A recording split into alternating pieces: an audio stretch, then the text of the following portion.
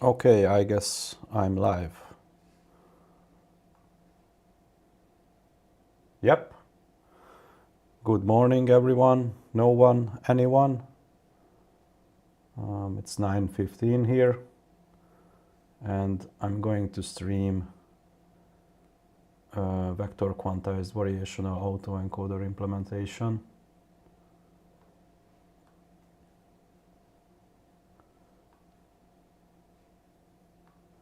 And there will be a more structured video of it later.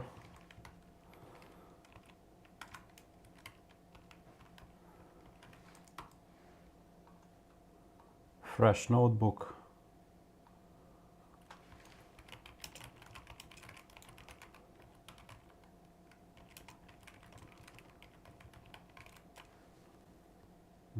What else do we need?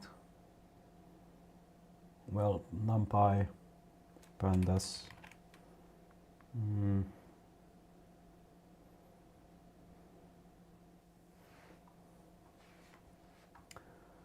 not gonna run it. I already have these.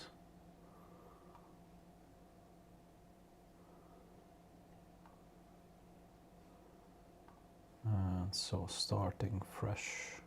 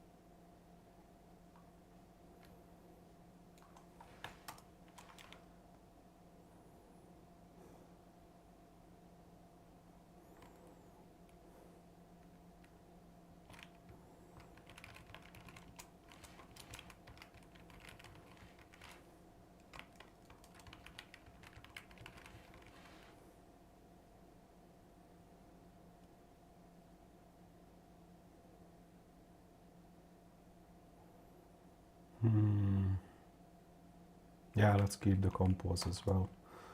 Just explicitly, it's easier to see. It gives a hint that we can apply any transform later if we want. And in this case, for data sets, we need an outside function.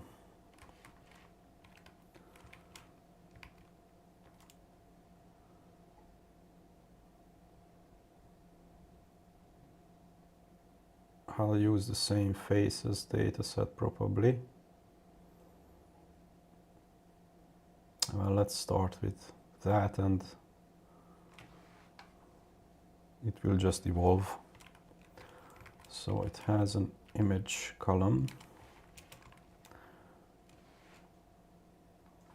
just a single, and so the transform E for E in X image, that should work. We return X. So we have our data set.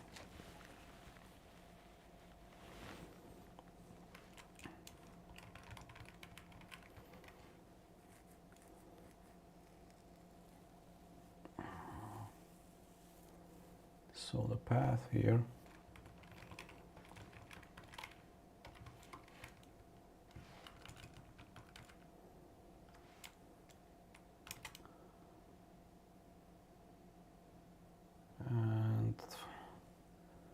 not going to set a cache there. Let it just download to its global cache, because I already have some data sets multiplicated across different directories and it just takes up more space.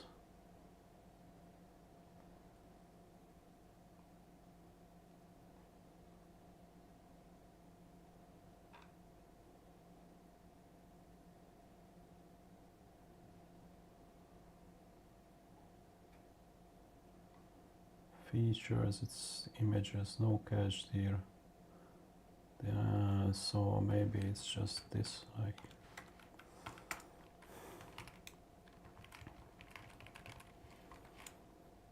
transform is our transform fn. You have to have a train data set, and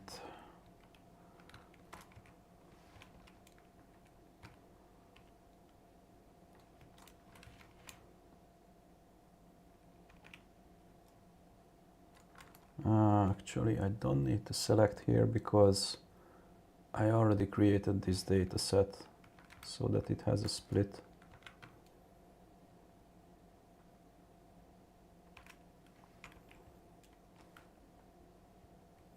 Do I even know? I don't need to explicitly declare, so train loader, use short variable names. So we need the data loader from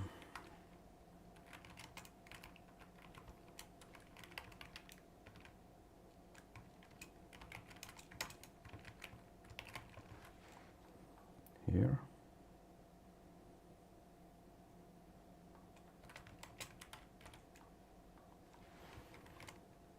Data set will be train.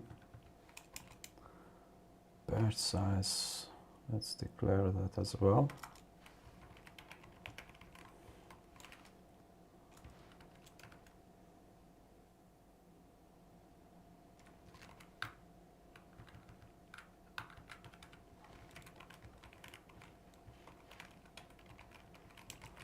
Shuffle, of course, we are training.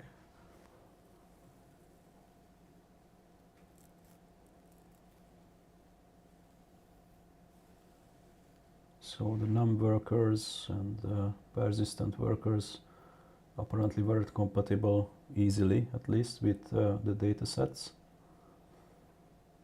But pin memory can be used. Collation is good as the default. So let's just add pin memory. The test. Data set, no shuffling.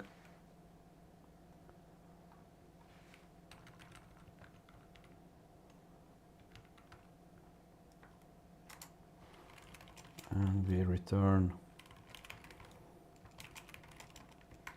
train,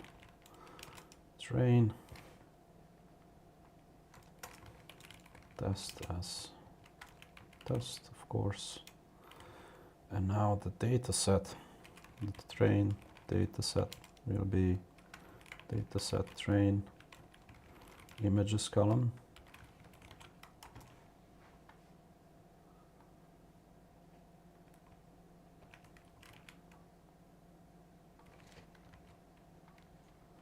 Always indent everything horizontally when you can. There's a cool plugin to VS Code called Better Align. I learned this back in the 2000s from the Doom 3 SDK when I was browsing through the game engine code, especially in C++. In John Carmack's code, you can find very good indentation, and the code looks just like a huge table, very well organized. And for a long while I see people making all kinds of code. I mean, if you don't indent, which is 99.9% of the people, you have more patterns in the code. It's much harder to read. I mean, everything nicely here is aligned. It's a bit more work, and the code formatters, if you use an automatic one because you're in a big team and people can't write code, and manually it's hard to enforce them to write in the same style. So I can understand that as well, but these code linters and auto formatters, they aren't as sufficient. I mean, id Software in the Doom 3 code, they didn't use any automatic code formatters, and the code was perfectly organized horizontally and vertically. So it's possible to do. People just, they became lazy. Okay, so it's downloading again because now I'm using the global cache, but in the long run it will be better.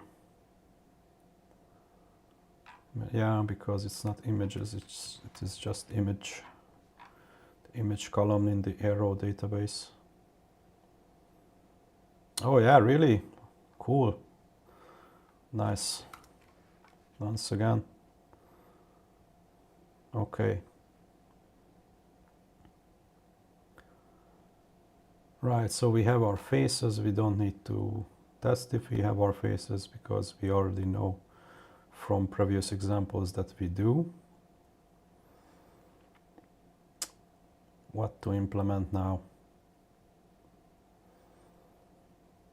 Start with the encoder maybe.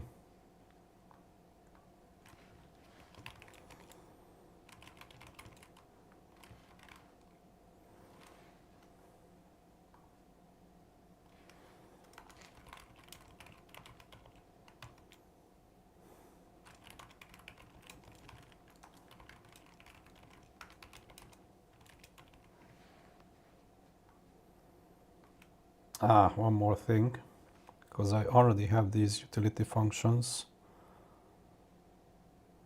to show GIFs and images and stuff, but we only need that after the training is done. So yeah, let's get right into implementing the encoder. It's best.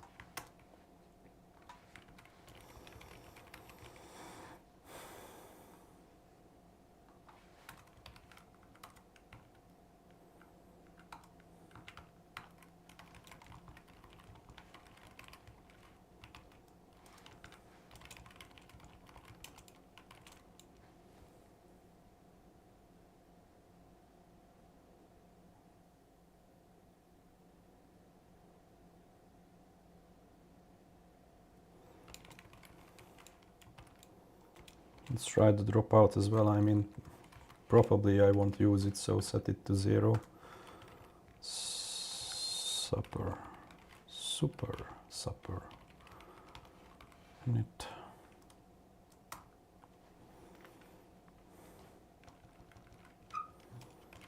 Define the encoder block.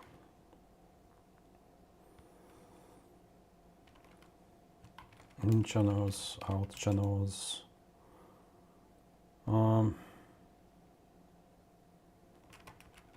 Dropout.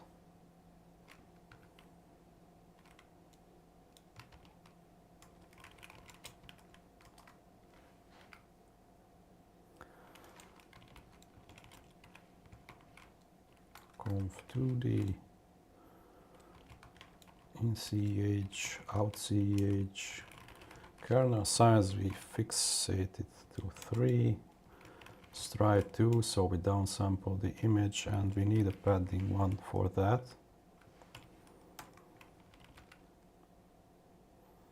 And I've been using reloose for the previous examples, but what if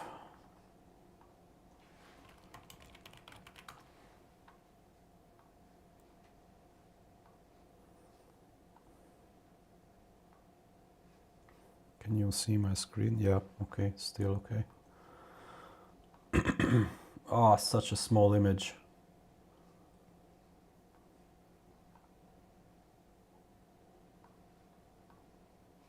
This is better.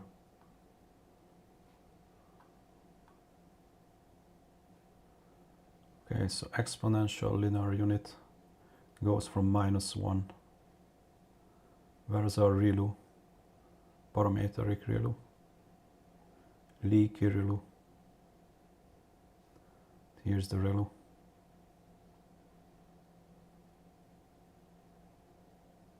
But the leaky ReLU looks like the same.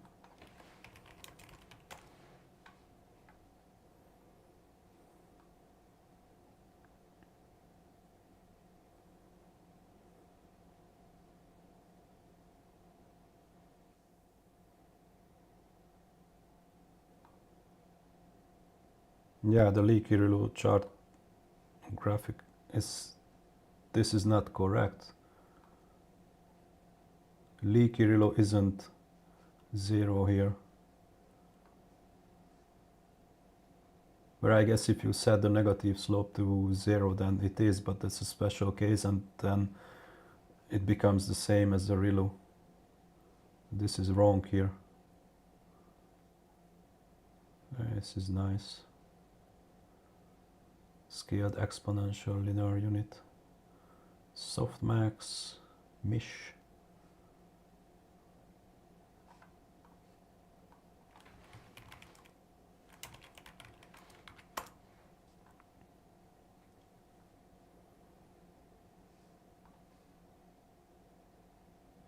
Okay, that's a YouTube video. I'm not gonna deal with YouTube videos as a source.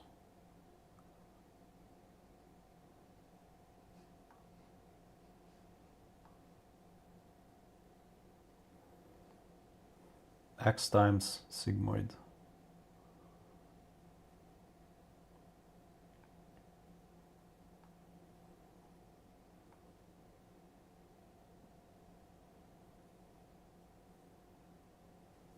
MISH. Haven't used MISH.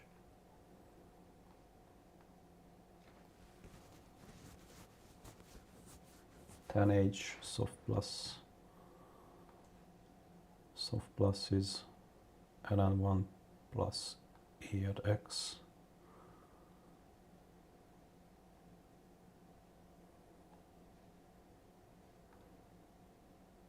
MISH was obtained by experimenting functions similar to Swish.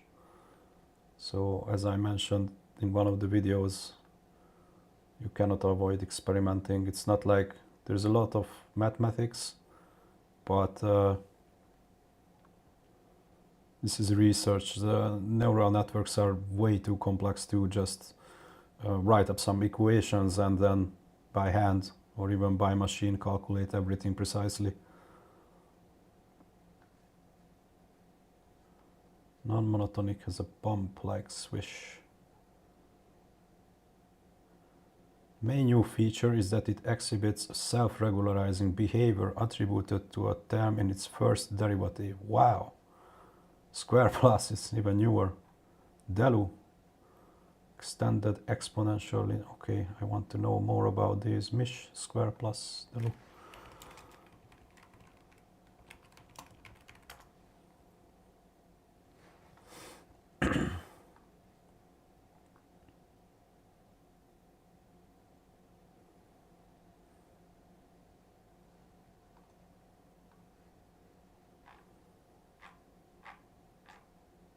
Am I on the same page?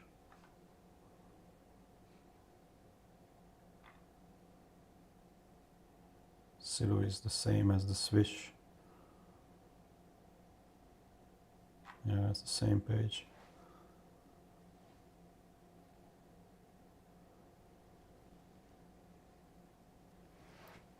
So now I'm going to ask my hallucinating friend, ChatGPT, to compare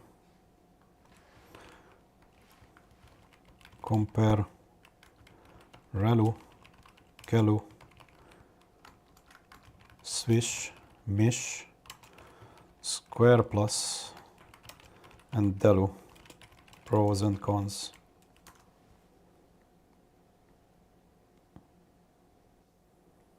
I hate GPT-5. It's not made for communication. It was so mistrained that I asked something about it that GPT-4o can handle very well and give meaningful answers. GPT-5 is basically writing notes, like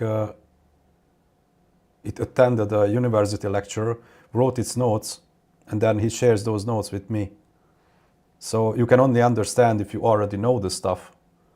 But if you wanted to explain, even if I explicitly prompted to explain it, to teach it, to tell stuff to me like I was a baby, but then that's not gonna work at all, because then it starts to talk some other language. But it responds in a so compressed fashion that it's not full sentences, it's just notes and really hard to understand.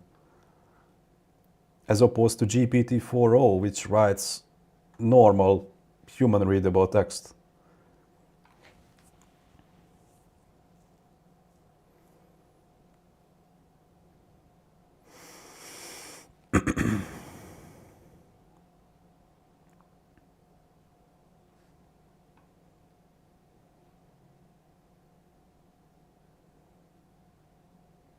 I mean, at this point,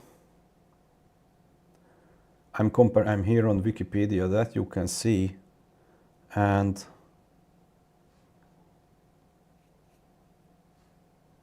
ChatGPT also is explaining the GALU, and I'm comparing the description, and it's much more comprehensible from Wikipedia.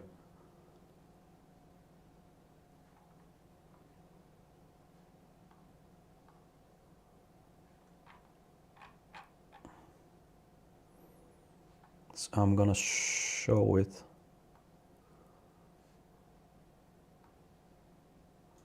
So here is the Wikipedia description of GALU.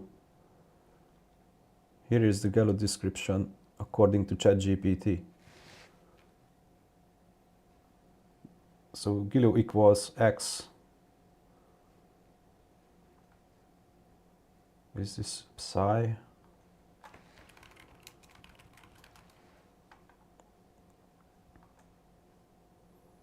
That's the big phi.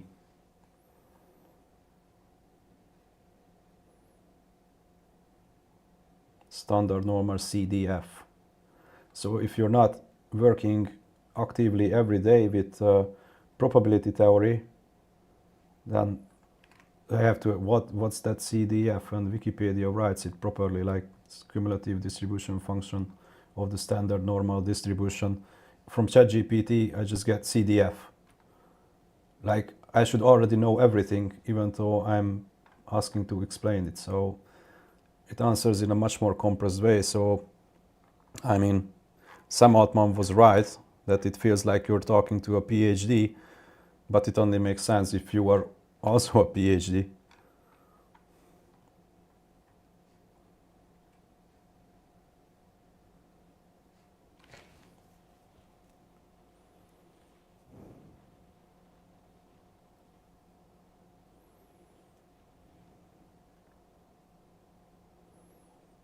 So Mish demonstrated consistent gains over ReLU and leaky ReLU in benchmarks on ImageNet and MS-COCO. Well, if it was better on ImageNet than in our case, it's better for us as well. Square plus.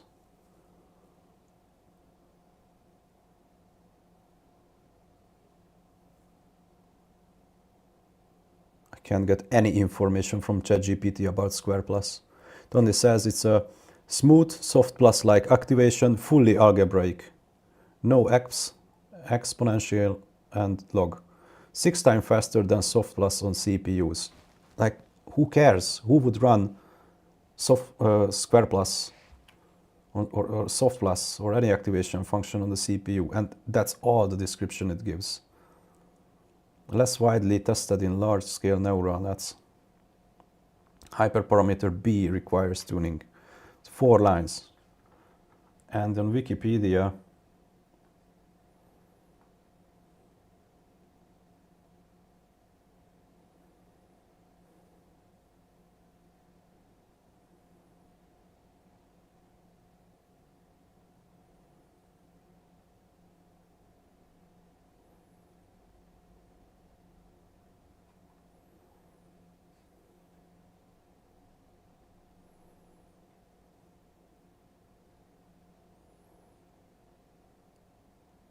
MISH has a high computational cost.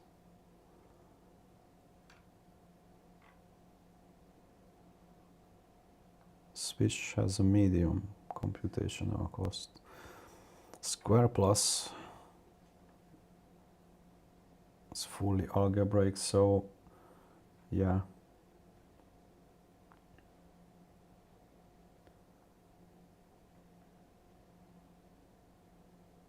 That's why it's fast.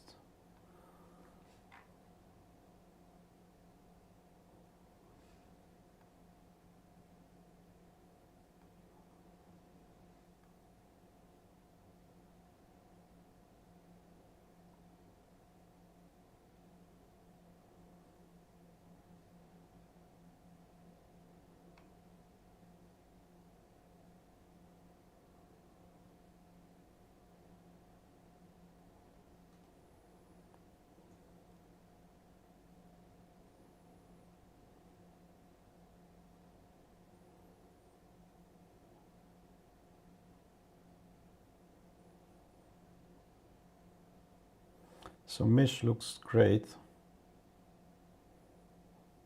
but it has a high computational cost. So it's more for precision, which we aren't really after in this case.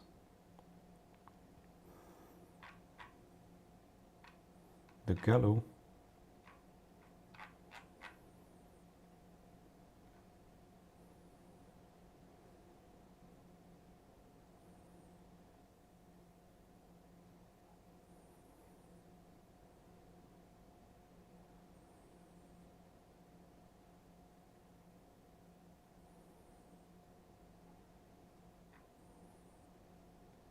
let's try the Swish.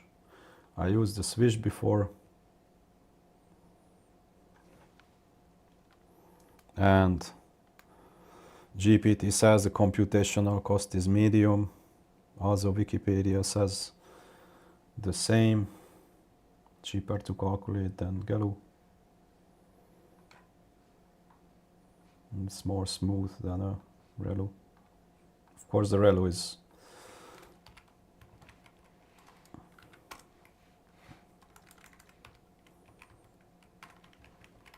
called Silu here. TensorFlow, it was Swish.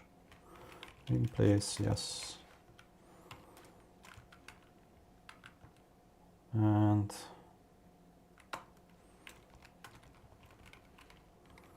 let's write the dropout here, but yeah, in place, of course, in place. Nice.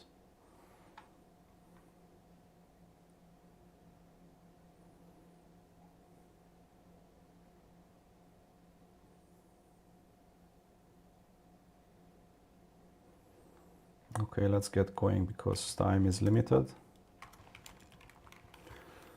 So forward pass X. Let's call this south.net nn.sequential.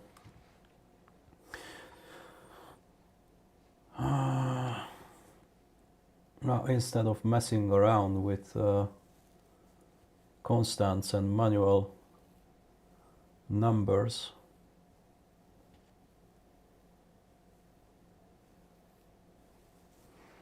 did I import NumPy? I didn't.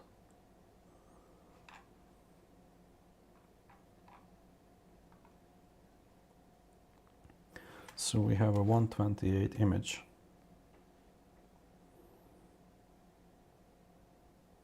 How should I parameterize this?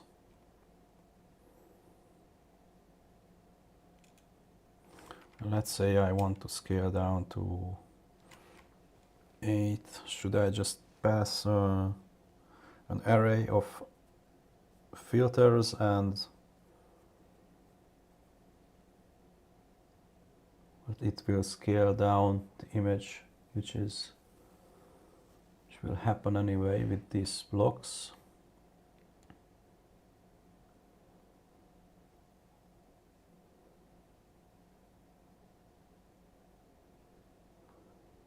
The latent dimension, and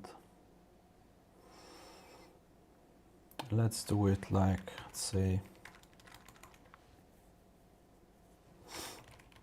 let's make a channels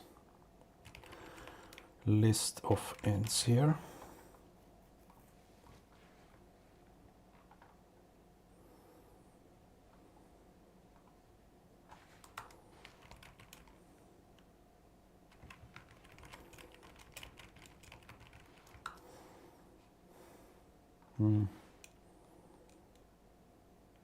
Yeah, that's enough.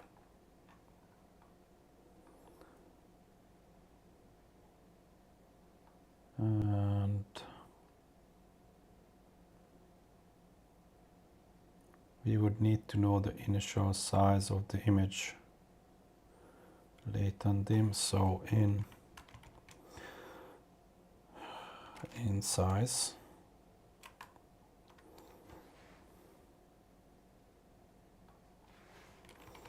In size is 128. So this way, let's say the minimum we want to allow is 4. NumPy log.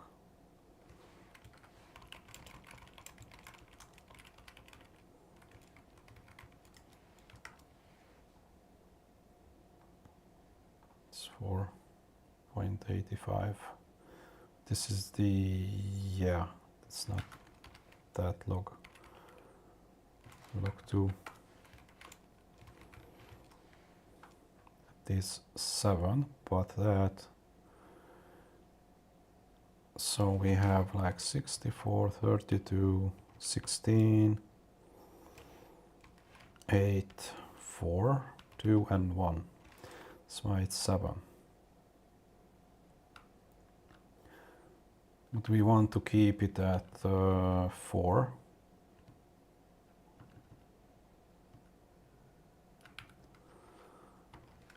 So -3 should be greater than 0. And that is true.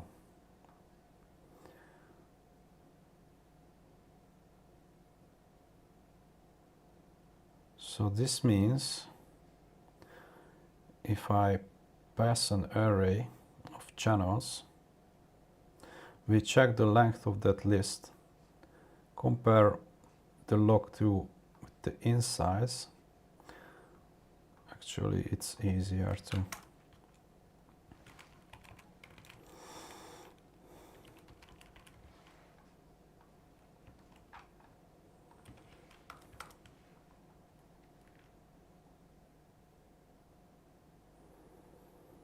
gonna make the imports into a new code block so it doesn't rerun the data import every time. Perhaps some, nah, I'm gonna keep that here. So we need to assert that the log2 of length channels -3 stays above 0.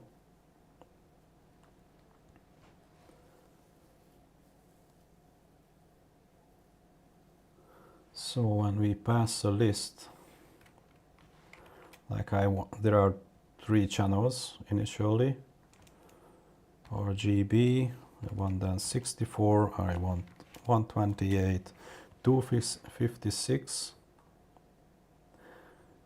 This is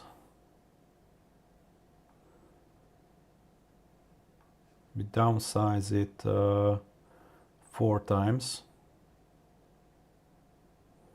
64, 32, 16, 8.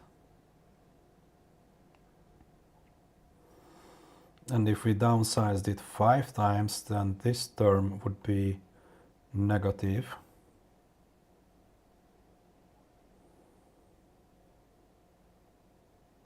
Maybe it should be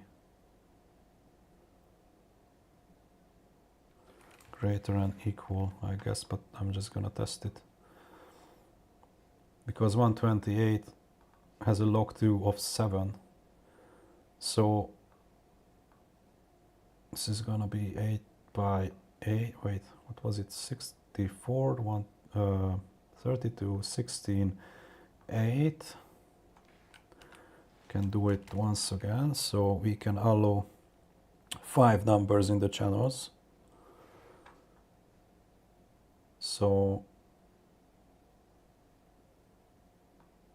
log2 of in size,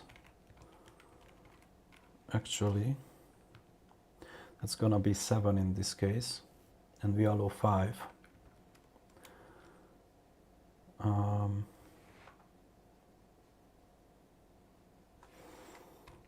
Must be greater than len channels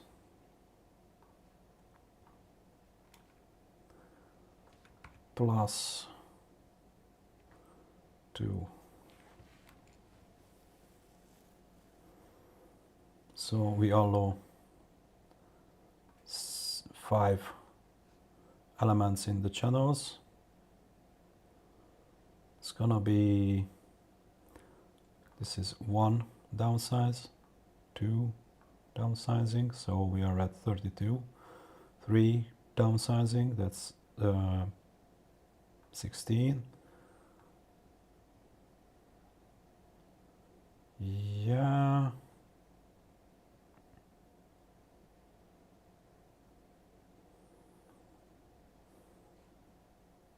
But then we're still at only at 8 by 8. So we can allow 1 more downsizing, because this array, so this will be used pairwise as we downsize.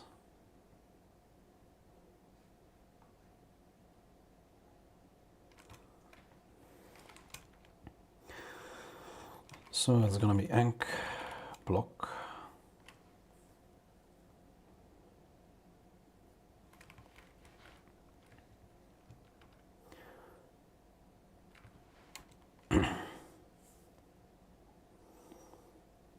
and I need to take C1, C2 for zip channels and channels 1 in. So initially this will be 3, this will be 64, I mean this and this, then this becomes 64, 128, then 128, 256, 256, 256. We actually don't need such a huge network, but let's call it C in, C out, C, yeah, it's shorter.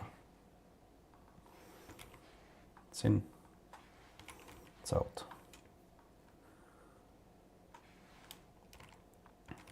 Drop out is just drop out.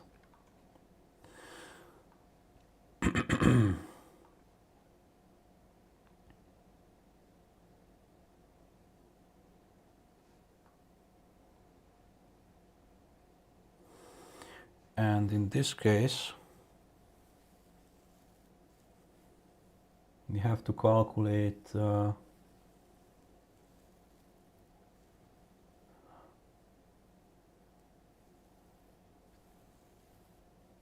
how many times we halved our in size.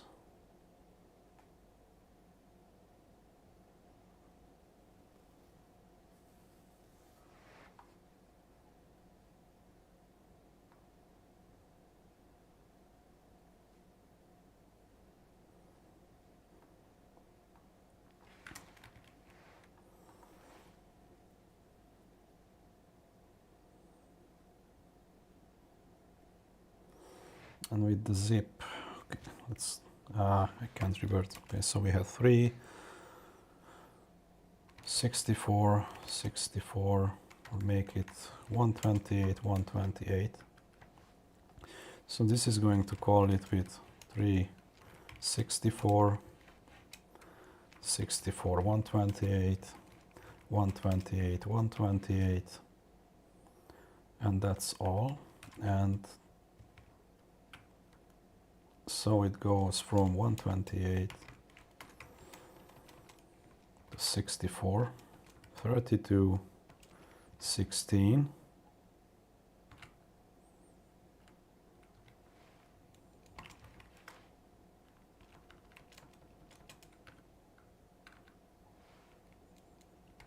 again 128, 128,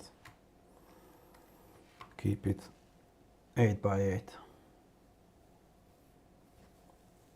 4 downsizes for 5 elements as we go pairwise. So it's the edges between the elements.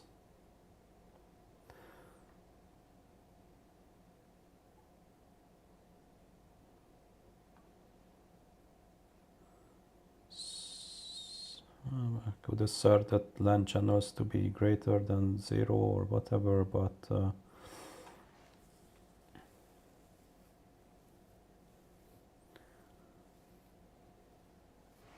so the Ank dim will be in size divided by LAN channels minus 1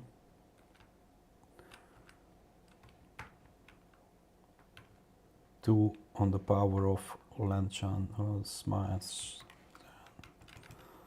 like this. I think I can write it like if it obeys the mathematical order, and it should.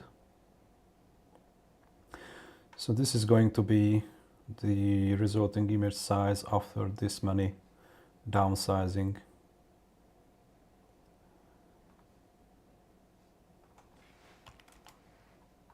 And another parameter I can add is if I even make a linear layer. Should I make a linear layer? Let's keep the linear layer now.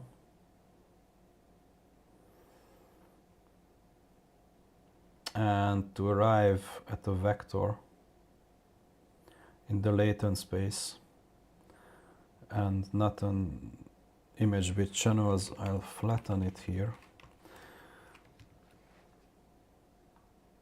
But I guess the linear layer, it really helped.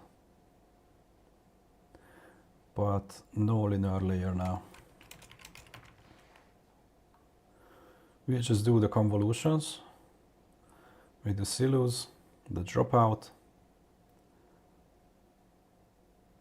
and downsize each time. Now, if we don't have a linear layer, we might need to have convolutional blocks that don't actually downsize it, or I'll just bump up the number of channels in each. It's more costly than a linear layer, I guess, because the number of channels is apparently small, but in fact it's multiplied by the kernel size. So in fact it's much more, it's many more weights. So you have the Ank dim. We need a linear layer anyway to map it to the latent dim.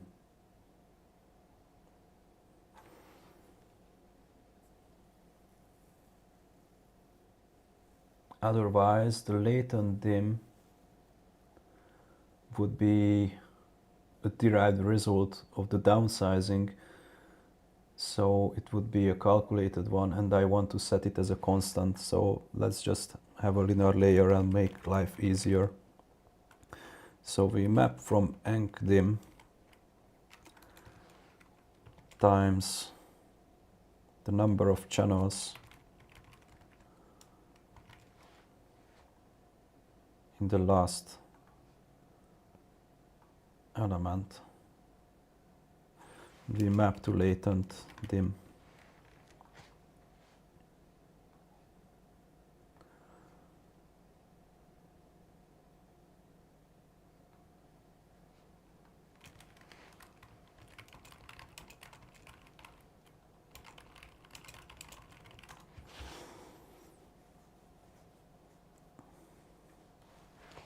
So now this is called a variational autoencoder, but there is no mean and log variance calculation here.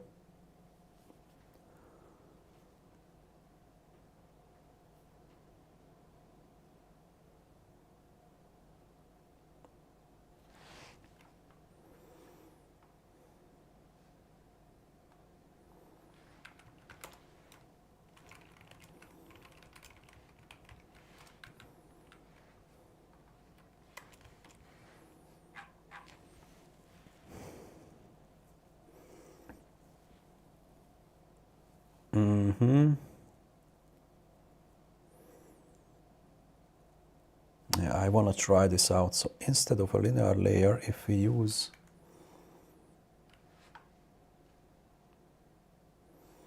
a convolutional layer like this, where the in channels will be the last.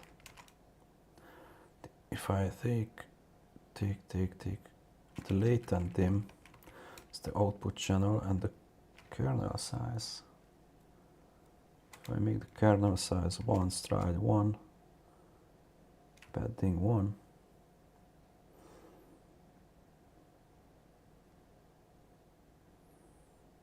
and I don't make a padding,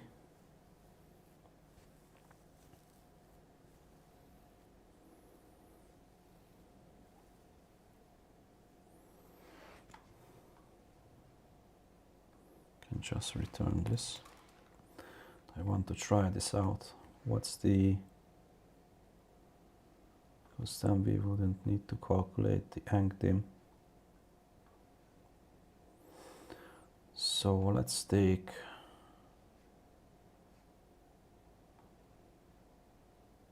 an encoder.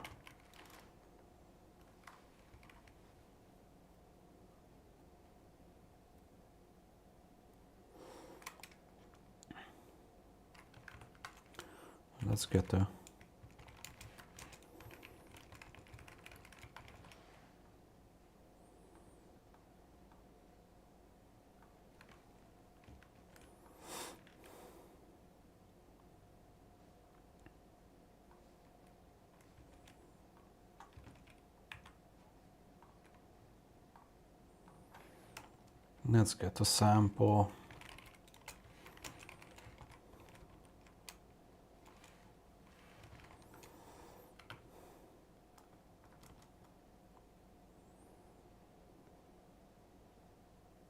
It's a tensor. We'll need to unsqueeze it, but an encoder, it's 128. So the channels, of course, is 3. Can just copy this one.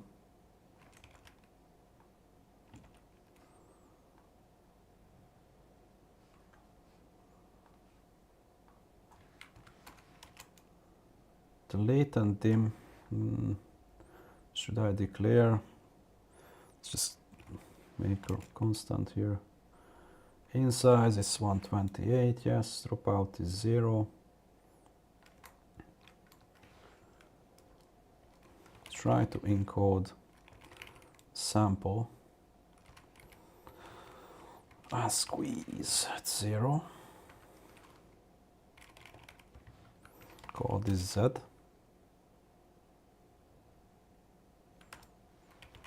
Print set.shape.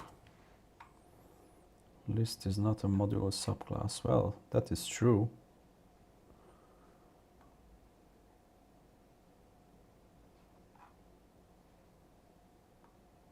Yeah, because I need to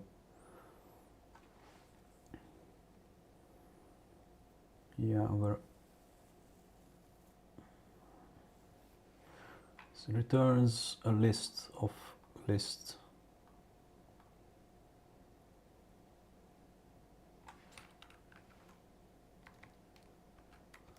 Can I just do this? No.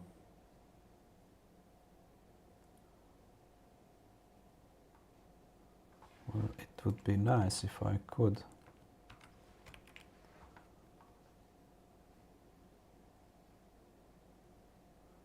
So I need an encoder block. So this will spread out the outside list, but it's still gonna be, the elements are still lists.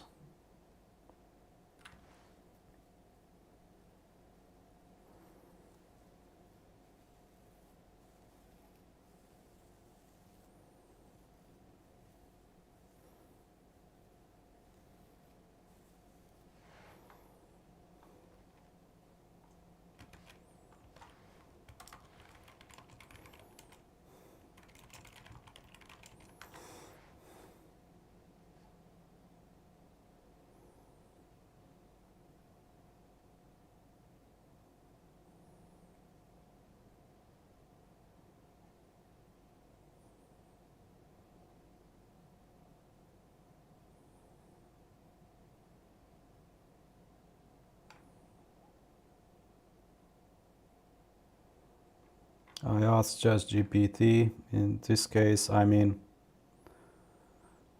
I realized it's not much different than pre-AI or pre-LLMs when you just hit up Stack Overflow, and nowadays I tend to hit up Stack Overflow and just documentations many more times, because ChatGPT isn't giving new information, or it's just a better search engine of the internet with a lot more hallucination for this specific case. Like when you're learning something, it can save time, but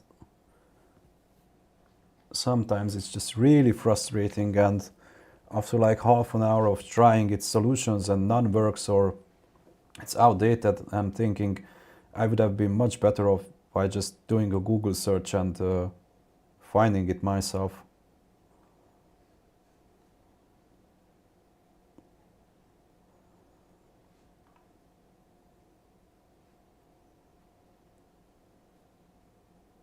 So OpenAI did a really good thing, because basically what they did is they gathered the whole internet just like Google did in the 2000s or 1990s, and basically they reformatted the data so you can get it in a customized way by asking questions, and it's the LLM is basically specializing the result for you. So where in a Google search you get websites and you have to go into the website and dig yourself, now it's right in your face, but it's the same data. So you can find this data on the internet. It's just in a different shape, in a different specialized format. And so obviously this saves people time, at least they think. So basically OpenAI redirected all the internet traffic from Google to them. That's why they are blowing up. Not because ChatGPT is such a great technology. It's really just, I mean, it's fantastic. It's unbelievable that a machine can talk like a human.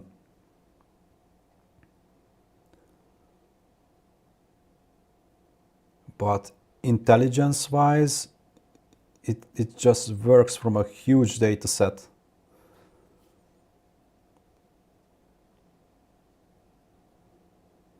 It's also quite interesting that OpenAI had to take the whole internet, put it on their own servers in the shape of model weights.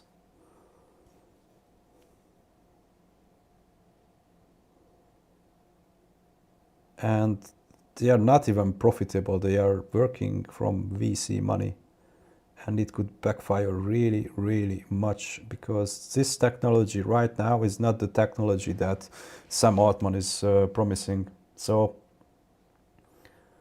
you can throw stones at me, but for a long while I believe this AI it's definitely a huge bubble, both on the stock market and everywhere. It's there will be some kind of a collapse when people realize that, hey, we've been promised way too much.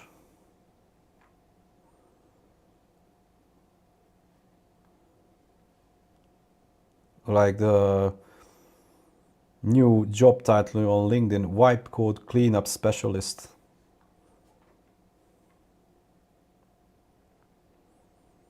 And someone asking on Reddit, what's the point of wipe coding when in the end I will still have to hire a developer to fix all the garbage it generated?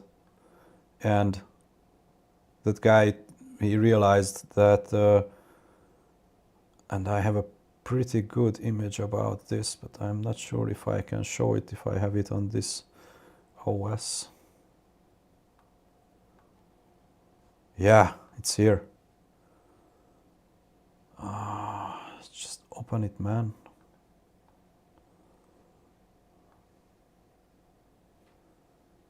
The slot machine and wipe coding. You buy chips, you buy tokens, you spin the slots, you press generate. You might hit the jackpot or nothing. You might get a bug-free app or total garbage that won't even run. Flashing lights, seductive animation. Great idea, of course, perfect solution just for you. I've got my own strategy. I'm a prompt engineer. Oh yeah, of course. Because, yeah, to a degree you can prompt engineer stuff, but it's kind of OpenAI's way of pointing fingers to the user that, hey, if our model doesn't work good enough, then it's your fault because you prompted it wrong. No, man, in fact, the model itself is garbage. I'm exaggerating, it's not garbage, but it became like such a mystical stuff like the horoscope. One more spin, I'll win it all back. And one more prompt, and this bug will disappear. No, it won't. The casino is always in profit. The cursor or OpenAI is always in profit. Easy money, I hit the jackpot. Easy coding, I built a SaaS in one day. Yeah, right, and then all your user data is leaked to the internet. Where did the last 4 hours go? Wait, did I just spend 4 hours writing prompts for a function I could have written in 20 minutes? This is a really good image. It's completely, swipe coding is just playing games in a casino.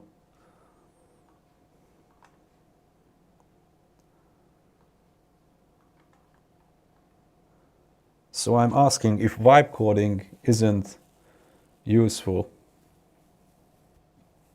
or it is useful in proper hands, but basically to scaffold parts of the code, not to in an extreme way you generate your whole application.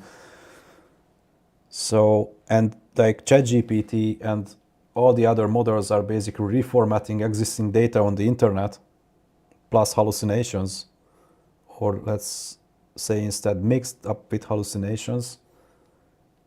Then besides this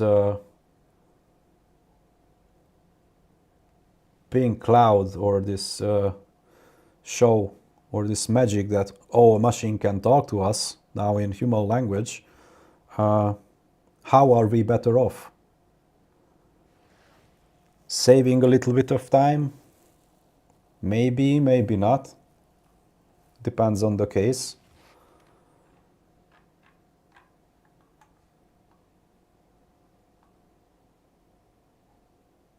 So getting back to, yeah, and I don't like ChatGPT's like 10-line solution.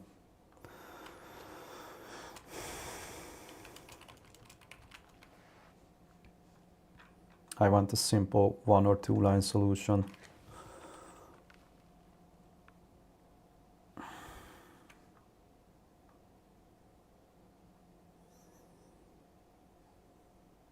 Yeah, double 4 cycle.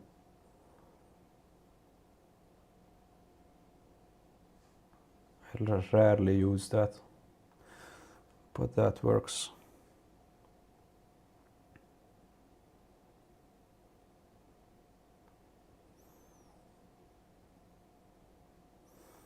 And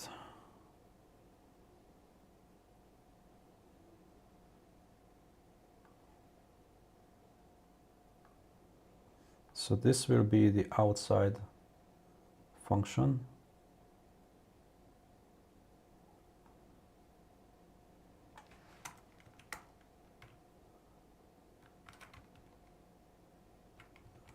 We'll just do layer.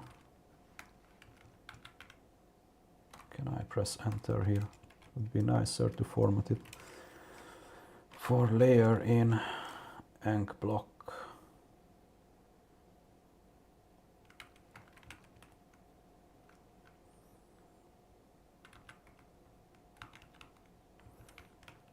Probably like this. So this is the outside loop. Just just as if I was normally writing it. First comes the outside loop and then the inside loop for layer in Eng block, but instead of you write it here. Okay, does it run? Yes, syntactically correct. And z.shape 512, because it's in the latent dim and it's an 8 by 8. That's not good, it should be 1. Because anyway, we need to map with the linear layer.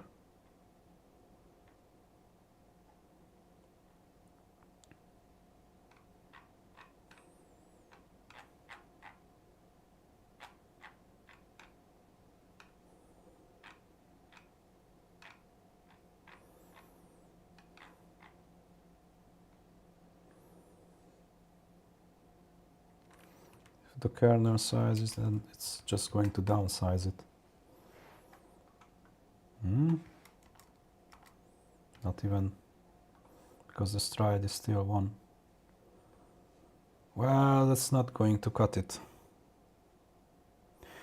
Because in this case I will have to squash it down, flatten it manually in the quantizer.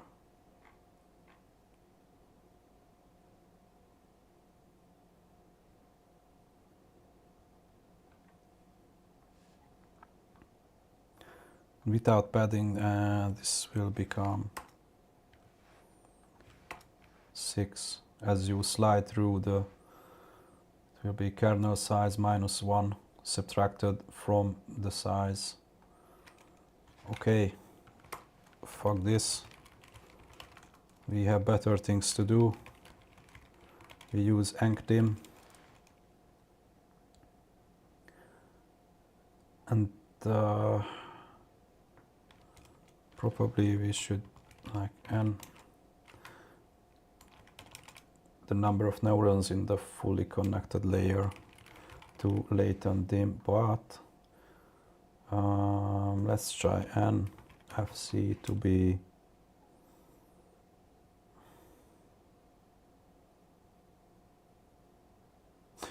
64. Or what if we just use 1?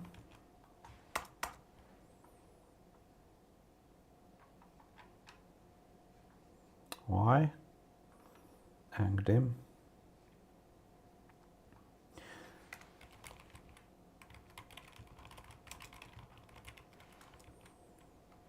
So with this it was an 8 by 8 image. And encdim is 8. If I flatten it,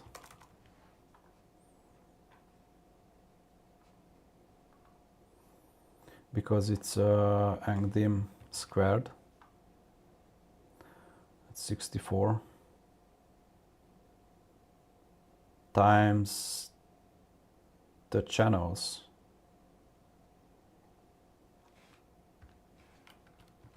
And the channel was 128. And that's how that 8000 number comes out. So it's channels minus 1. And in this way, it's already many new. Let's say instead it's a big matrix.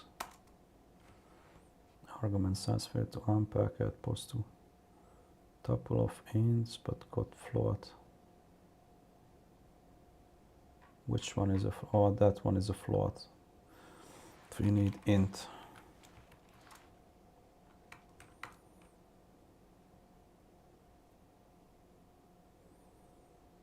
The int size. Should I make that assertion? Assert int size. It has to be a power of 2.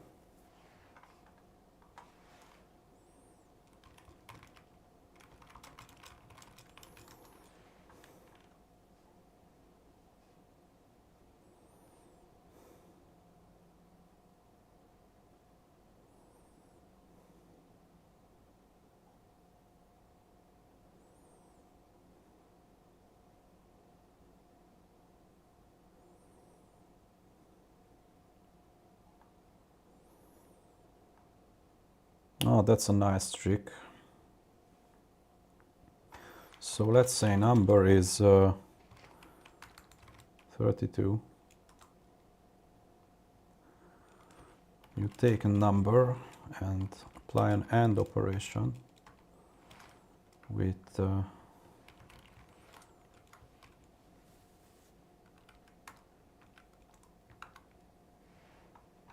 this 0.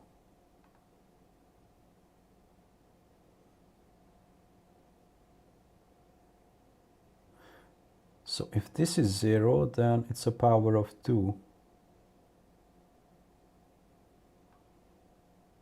How? Wait.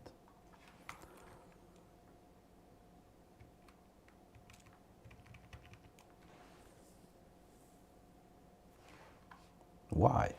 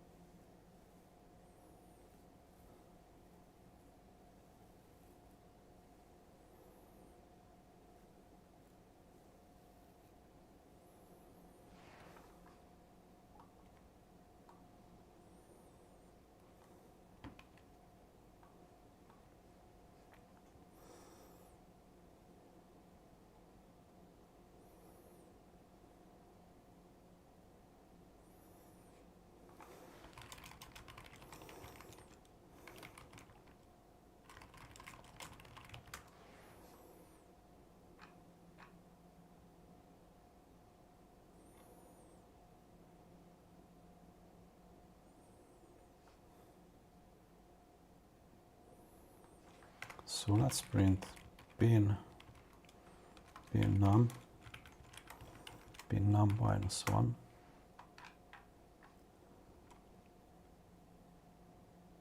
So every number that is a power of 2 has exactly one bit set to 1 and the others are zeros. And if you subtract 1 from it, that flips all the zeros into ones. That makes much sense.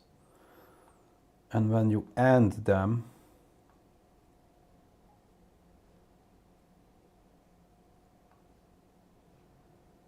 everything will become 0.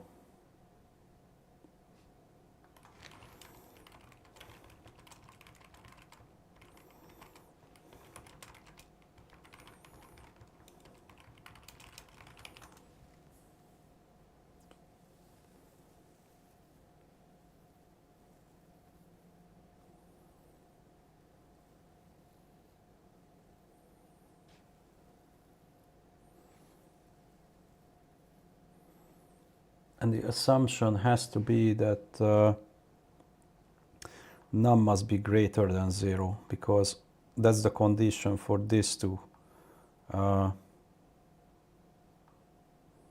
to work as we intend it to.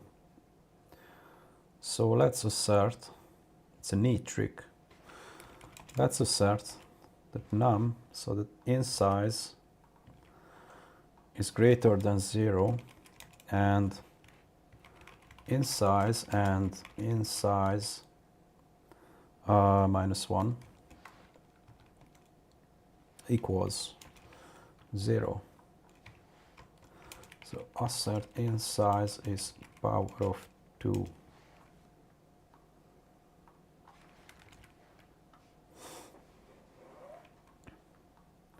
And we assert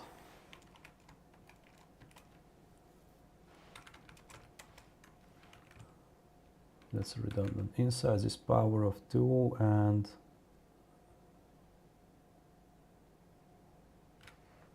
this gives it so what, basically that we don't divide further than 4 by 4, so the mini MG size is 4 after downscaling.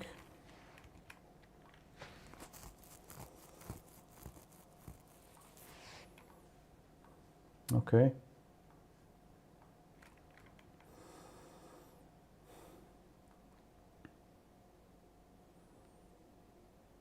But we can't use any other number for NFC than 1, so this doesn't make sense. It maps from angdim squared times the channels down to latent dim.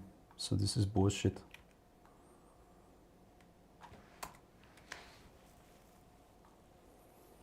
Now we have awesome. Okay.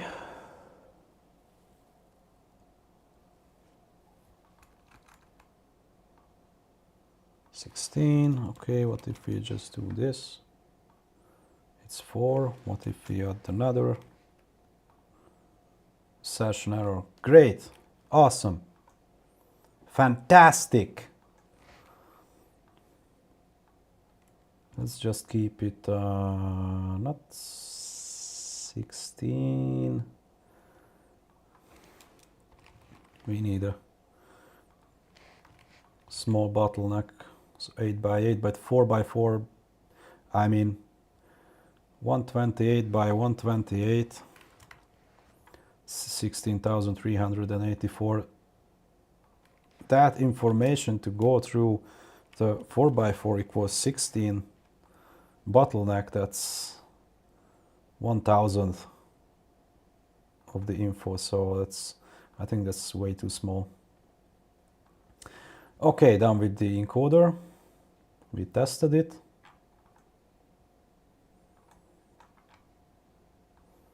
Let's make the decoder.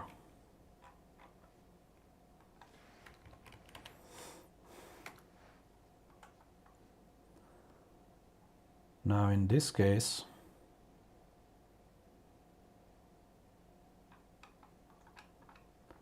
yes, we need a decoder block. And we might want to add group normalization.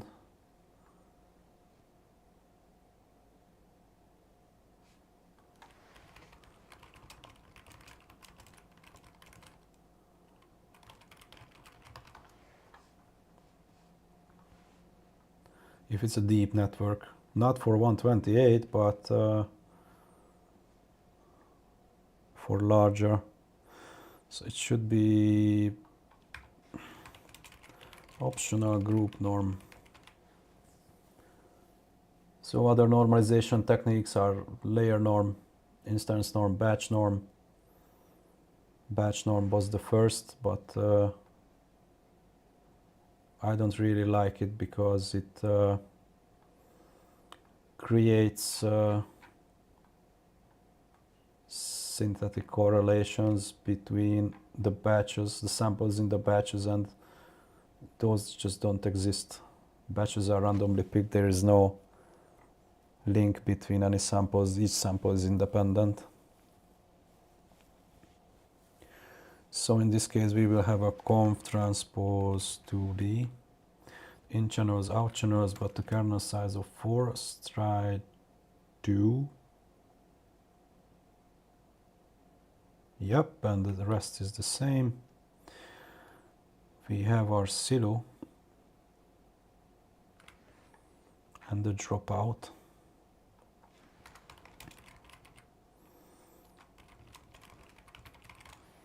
It might not be so optional if it rains bad. So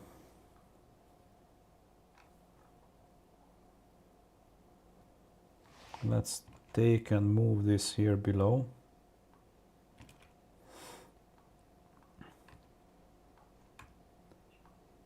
Because unlike the variational autoencoder, we can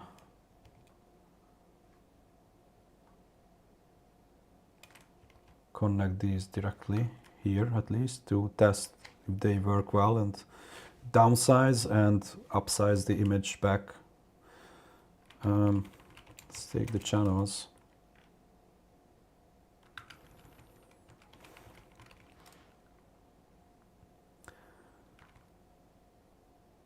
The latent dim is 5, and since I'm not a Python expert, what happens if I yeah, okay.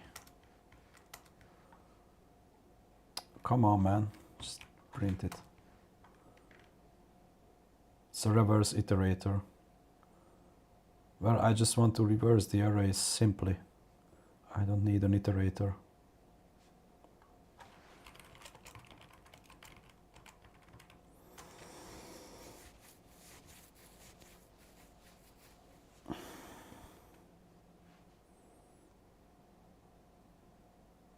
Oh, this is really nice. The Pythonic way. So I can have channels, take a slice of it,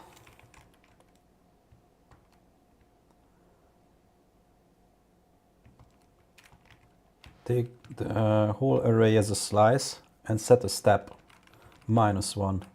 It will be that same array reversed. It's so nice, I have to print it. Oh, it's awesome.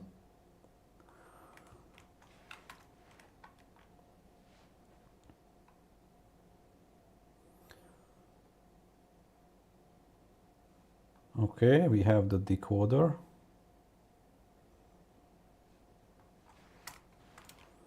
So decode Z. That's gonna be y hat. Print y hat dot shape.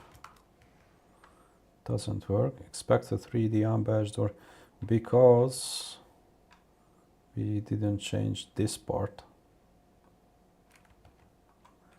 So here's a linear layer mapping from latent dim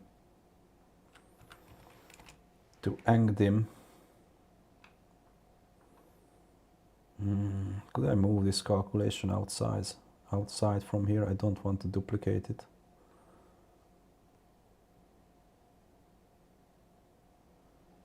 What? So yeah, make a new code block. Def, what should we call it?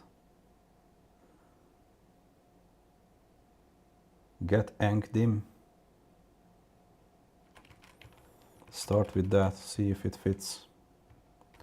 And we need in size and the channels. This is a list of int.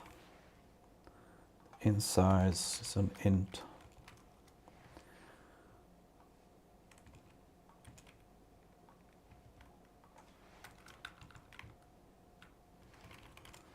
And return this. So all the check logic is now moved out, so we can focus on what we need here.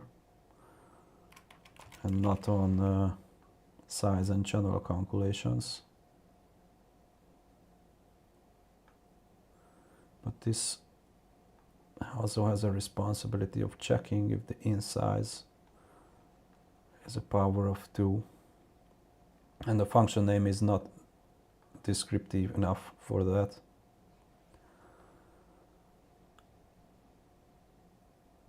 Also, I don't want to give long function names like assert power of 2 size and get angdim, so that's not. So a single thing that this does is ensure size compatibility.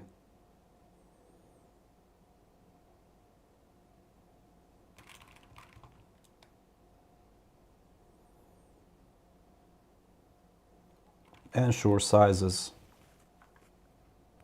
or ensure sizing.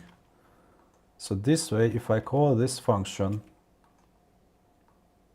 as ensure sizing, with 2 words I describe what it does. Even if it does multiple things, ensure sizing, I believe, captures what it does properly. So many times I saw, even in senior developers code, I saw function names like ensure power of 2 size and get angdim, or whatever the casing might be. And this is the function name. I mean, what the fuck? Yeah, it's what it does, but please come up with something simpler, because this complicates life a lot. And then some other developer might come and say, hey, if this function does 2 things, then separate concerns and make it 2 functions. No, you don't need to make it 2 functions if you give a proper name that is easy to read and captures essentially what the function does. So it ensures sizing and additionally returns the encoded dimension.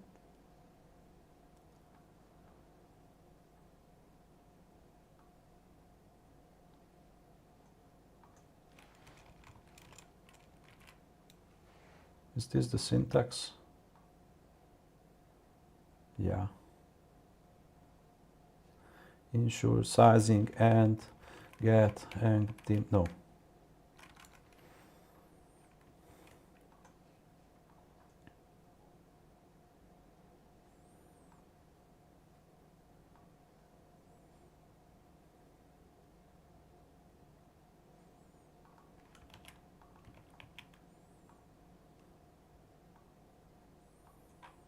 Now instead of this hieroglyphic part, now let's remove that. We can use same thing here. And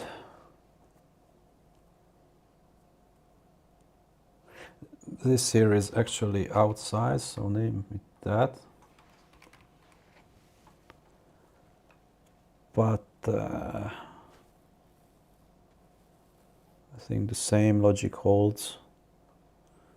It's just that we are going backwards, since this is a mirror of the encoder.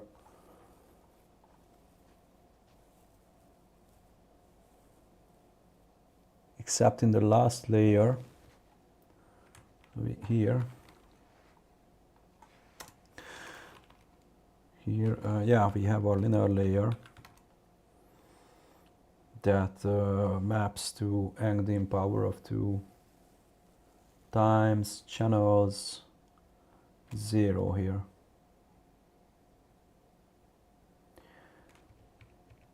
And this is still one-dimensional, so we need to unflatten.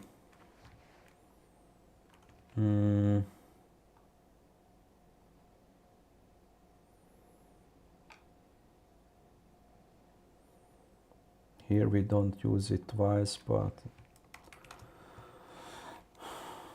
and hidden be, oh damn, and hidden will be this number.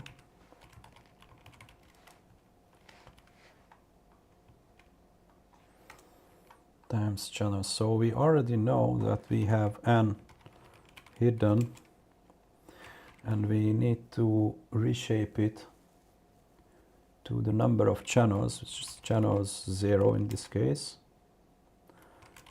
Angdim, angdim. Now angdim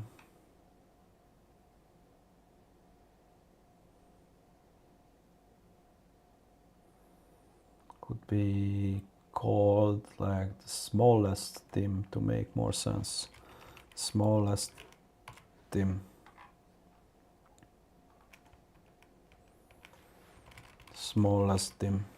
It's a bit longer. It's longer of a name, but captures what it stores much more.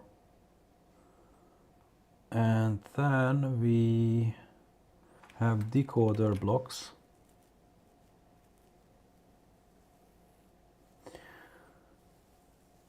And we will need a sigmoid activation in the end, because we are outputting values between 0 and 1, and the silo doesn't do that. So this way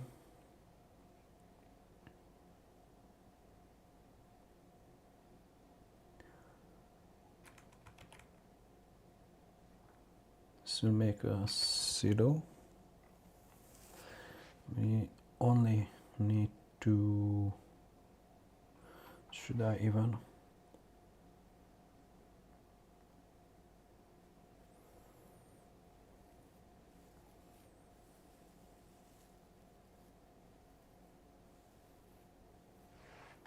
It's this that we use actually, but I don't want to add the parameter here just because we need it in a edge case.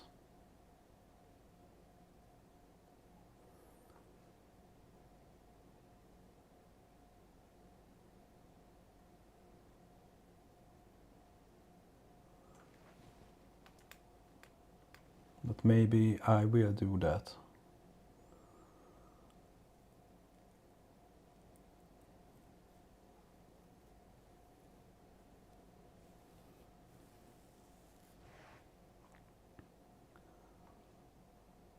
So this should go, I guess, till -1.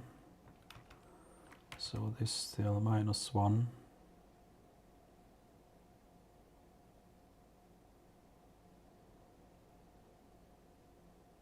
That might not be right.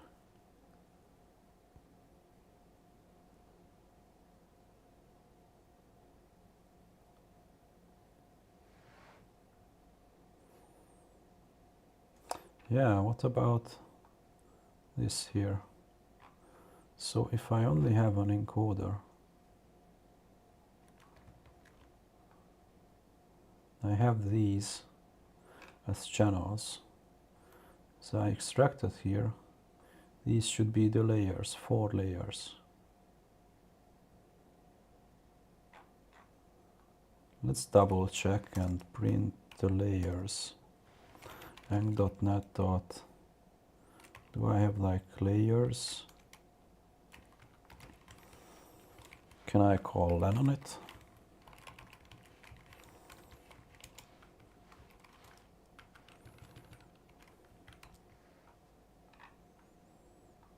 $14.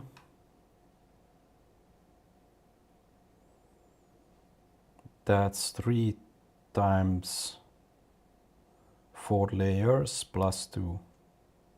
So that works. Because if I zip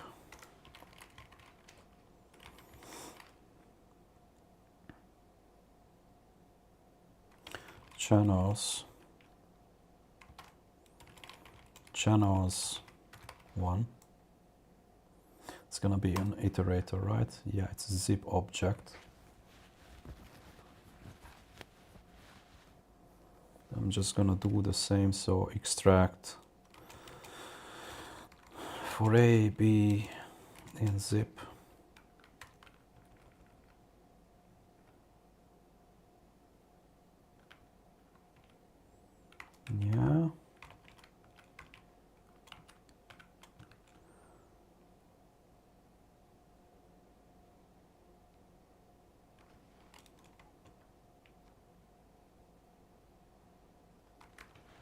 Just can I take the for pair in zip?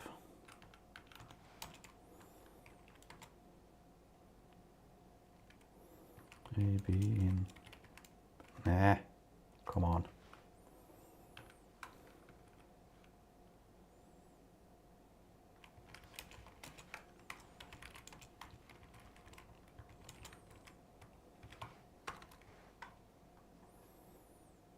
Okay, so I extract pairs. I want to squash them into an array.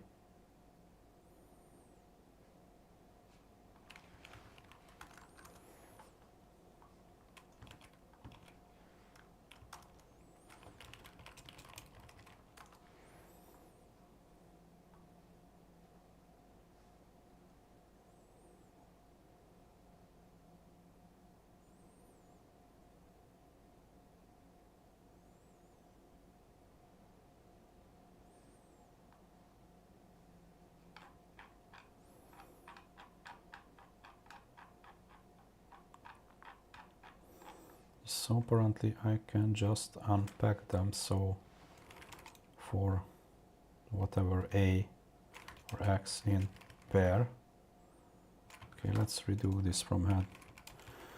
So I have for pair in zip channels, and channels with an offset of 1 for pair in for X in pair. I can just do X, print the array. So first layer input output pairs, second layer input output pair, third layer input output pair, fourth layer input output pair. That looks great.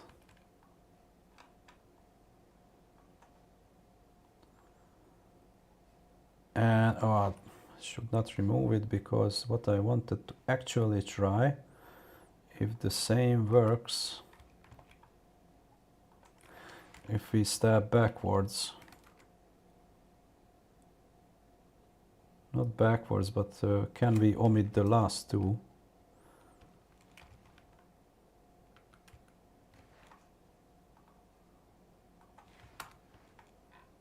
Yes, we can. Yes, we can. With -1.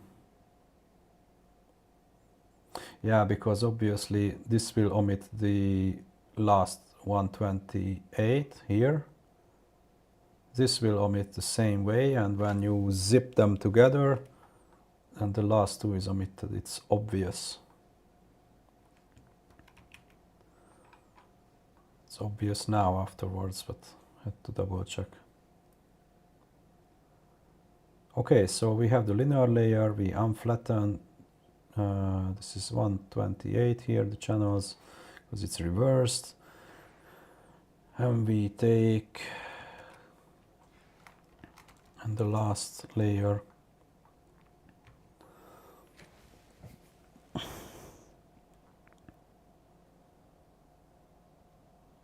the last layer is special. I'm not going to think it over too many times. It's a sigmoid. In channels is channels -2. This is channels -1. It upscales as well.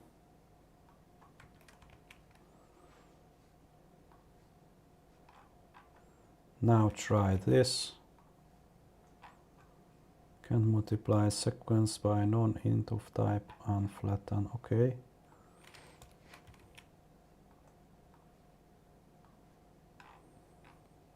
Dimension out of range expected to be, but got. Where's that? Y hat in the decoder. Well, Z shape is correct. The decoder, it goes in, has a linear layer up to n hidden.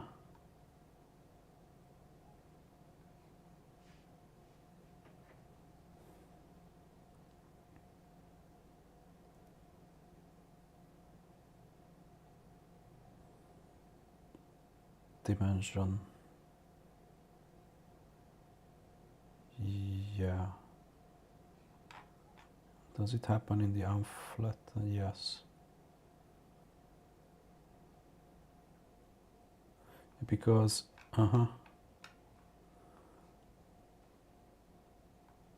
let's say dimension 0 and the unflattened size.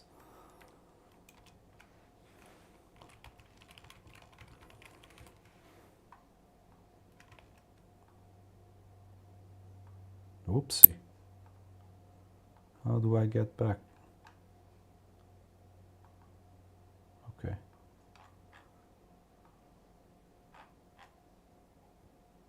Provided sizes don't multiply up to the size of dim1 of the input tensor. Why the smallest dim is 8.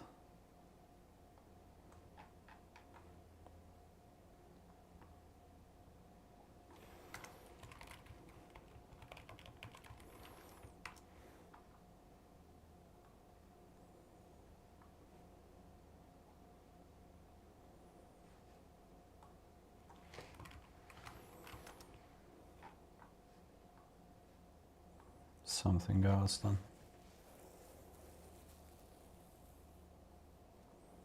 It's dimension 1 because dim 0 here is the batch size. And now it works great. And y hat, the shape is the same as the input. So that's good. We have our decoder, we have our encoder. Now we need a vector quantizer. This will be the new thing.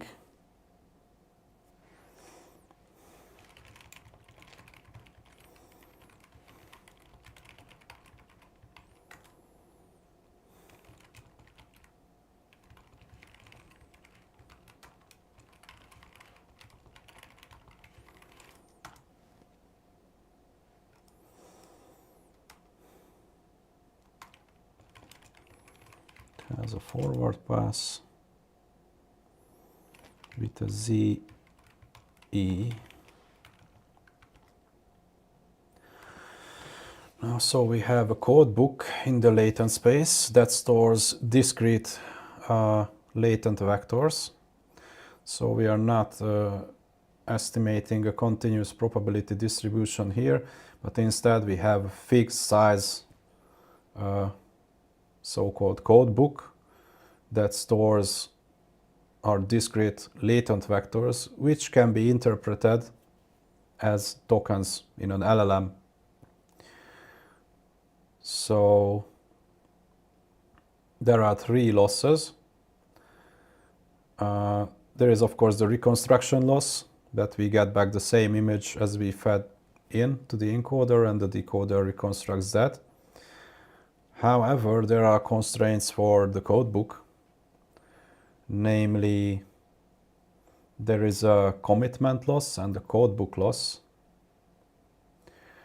So the encoder outputs a latent vector by default. As you train, outputs a latent vector. And that latent vector will not be used in the decoder, but instead a discrete latent vector will be picked from the codebook, and that will be the closest to the one that the encoder spit out. So there will be this jump. And now the 2 losses, so far as I understand, one loss is of course the distance between those 2 vectors. And there was something about that the codebook could also move, but we don't want it to move too much, otherwise it would be following the latent vector spit out by the encoder.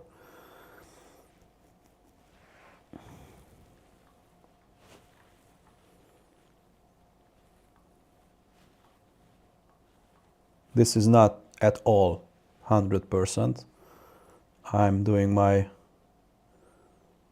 understanding now.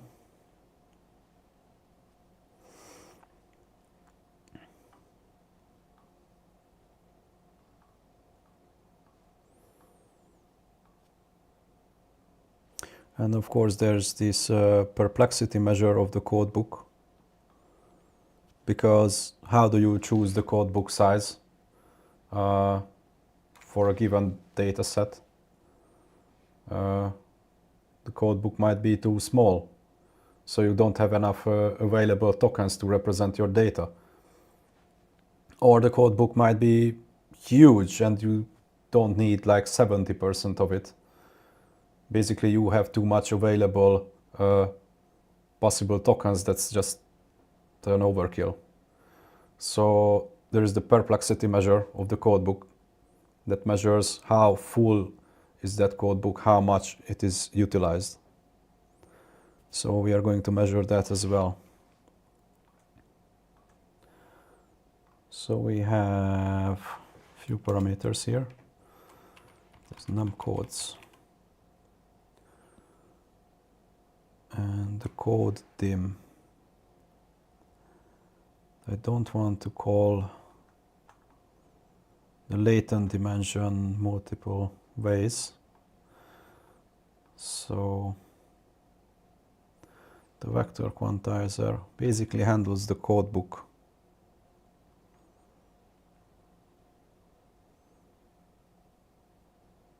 And this jump. So this vector quantizer goes between the, comes after the encoder and before the decoder. So encoder spits out the latent. It goes into the vector quantizer with the codebook. The vector quantizer makes this jump to the latest latent vector in the codebook. Outputs that and the losses. That goes to the decoder, and the decoder works with this discrete but vector via backpropagation. But this is not non-differentiable because of this jump. So when you backpropagate, I think it uses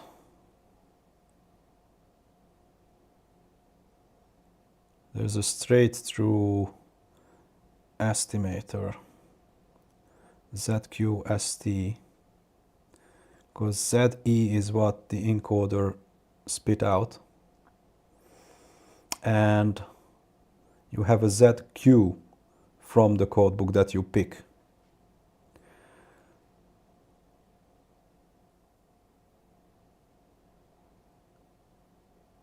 And for this to be differentiable, you cannot work with the jump, with an algorithmic jump. Basically, you take ZE and add the distance between ZQ and ZE, so this becomes just an operation of addition and subtraction. And that is differentiable. So via backpropagation, this will be taken, and the gradients can flow through further. So we have num codes that it's the codebook size. We can keep it as num codes, okay. We have our latent dim, and we have a factor beta, and let's have a default value of 0.25.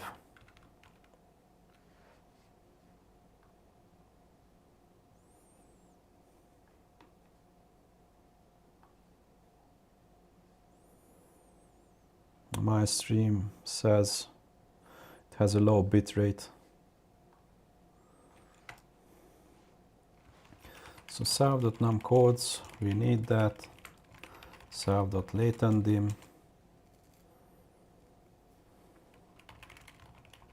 Self.beta. And the code book is an embedding.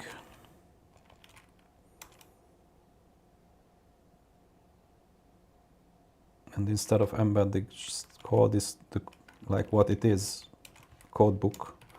It's an embedding, a matrix of size num codes and latent dim. So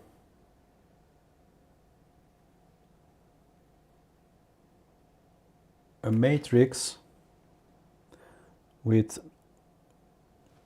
num codes number of rows, and the vectors are stored in the rows as I gather. So each row of this embedding matrix is a discrete latent vector.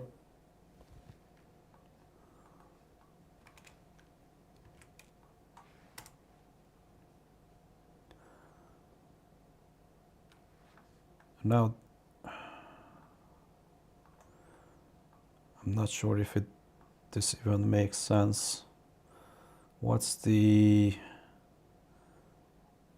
default initialization of an embedding? Does it even have one?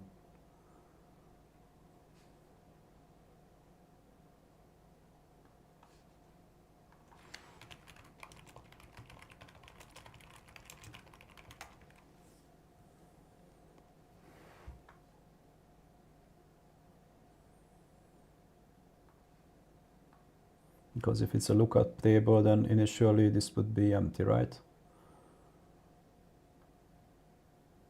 Ah, it's initialized from the normal distribution.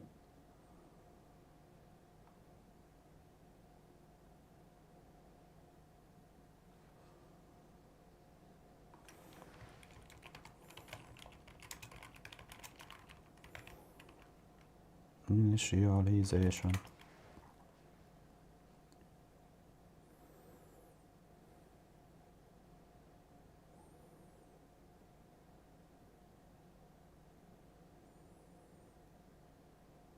Running a pre-trained encoder. We don't have a pre-trained encoder.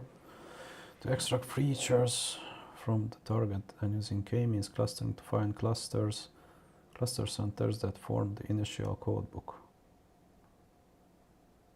Random initialization of the uniform is another common simpler approach. That's what we are going to use.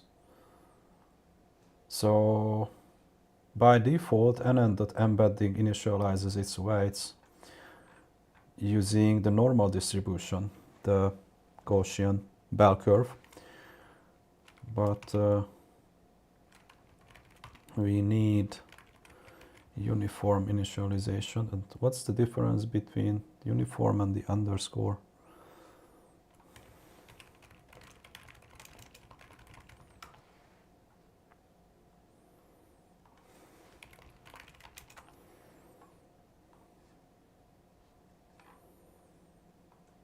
As you can see, just going to the documentation and reading it gives much better results than ChatGPT.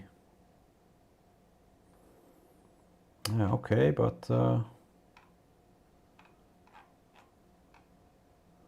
there is another very similarly called function without the underscore. Is that only another name? So I would prefer to use that instead of the underscore thing.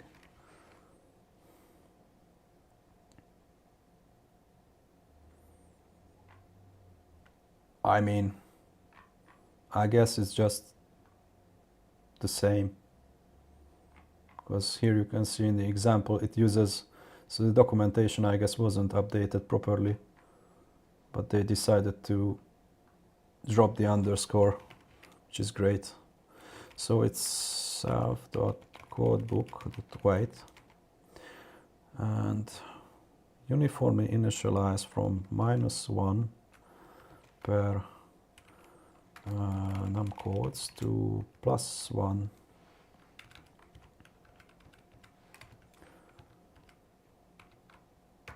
per num codes.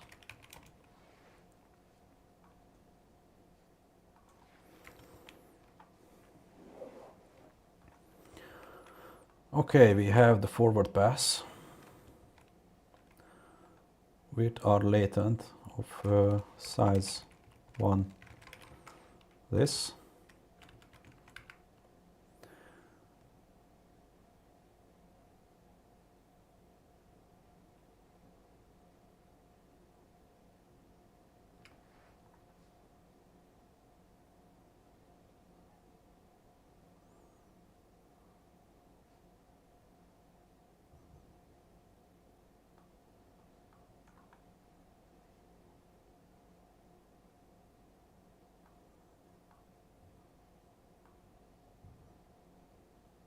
ChatGPT code is BS. So let's try.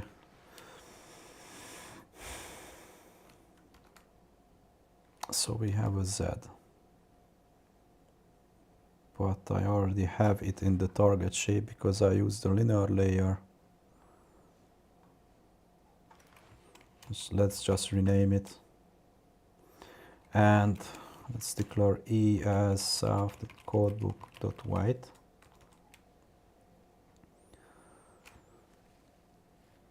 We calculate the L2 distance to the codebook.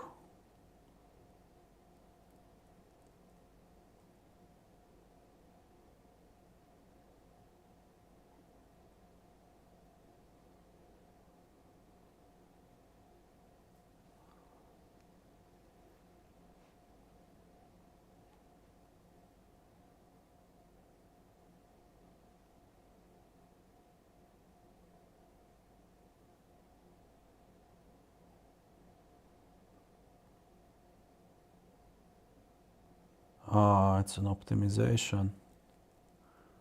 So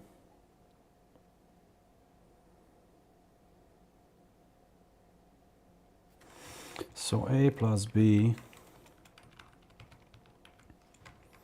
squared equals A squared plus 2AB plus B squared, right? So if I remember correctly. And this way, if we want to calculate the distance to the codebook, let's calculate Z, call it Z2. So that's Z squared summed along dimension 1, keep dimension. So dimension 1 is the vector itself. So we have the shape. Should I write it here or not? Yes. Shape is batch size and latent dim. The codebook white size is num codes. What character to pick? Let it be K. K and latent dim. We calculate Z squared. Instead, we are going to use this.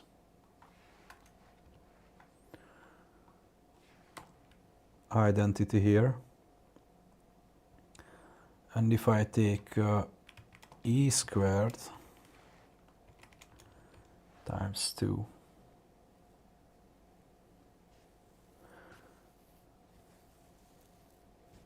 so these are basically of the same shape. I mean, of course this is not batch size, this is the number of codes, but the second dimension is latent dim. So we multiply, we square this the same way, sum it along dimension 1. So this is also summed along dimension 1, but we keep the dimension.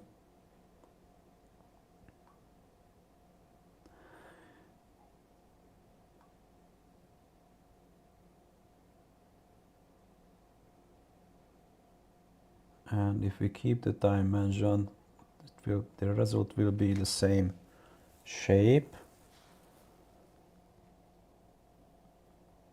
but the sum replicated over, or well, it's best if I just print it. So we have Z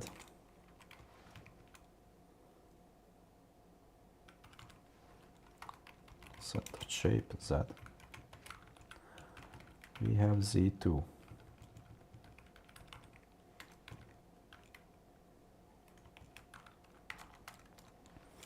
Vector quantizer. Num codes. Keep it small, let it be 4. Latent dim 8. Beta can stay the same. So if I call VQ with the torch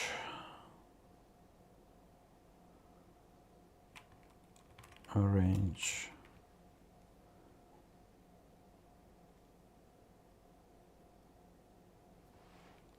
we will view it as batch size. Batch size, let it be 1. Yeah, let it be 1. Latent dim is 8. So that's 8 numbers.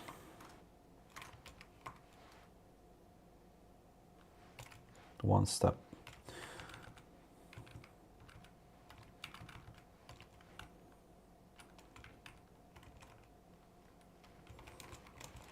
It's the ZE because it comes out from the encoder.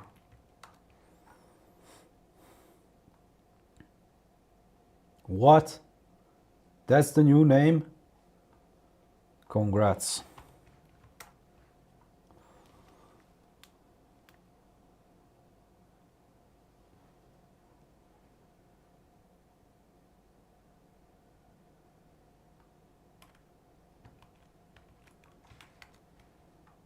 Yeah, so it only keeps the shape of the tensor.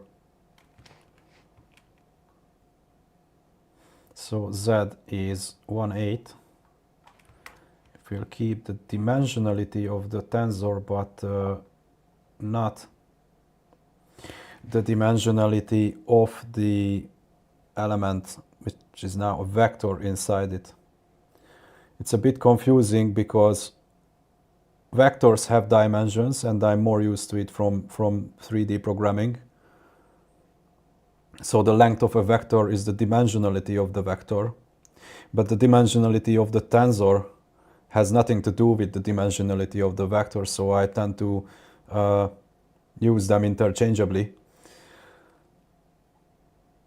which probably can be confusing. But the dimensionality of the tensor, and especially if we're talking about the last dimension, the last number here, and we say keep the dimension, because the last number in the tensor is a vector which has its own dimensionality, and when we are summing here on dimension 1, which is a vector, and say keep dim, I always tend to think that we keep the dimensionality of the vector, which is in this case is 8, but the keep dim isn't referring to the dimension of the vector. Even if it's the last dimension of the tensor, it refers to the dimensionality of the tensor. So that way the vector is summed and squashed into a single number, and the dimensionality of the tensor is kept. So Z2 becomes 1, 1, and the sum is 140. I'm going to annotate that. So this becomes, in this case, B1. And E2, if we just did this, yeah, except I have to print E2 4.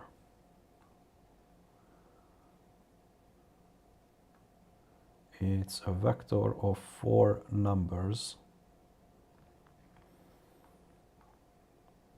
and we unsqueeze it.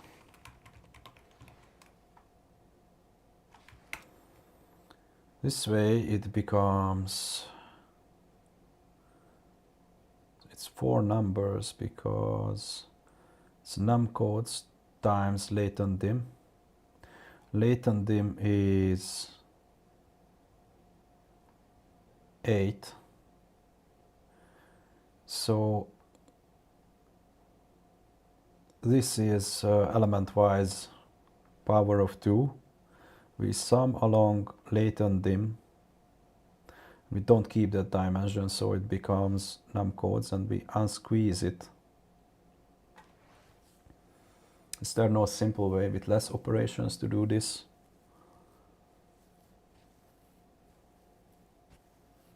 Because now this becomes 1 and num codes with num 1k.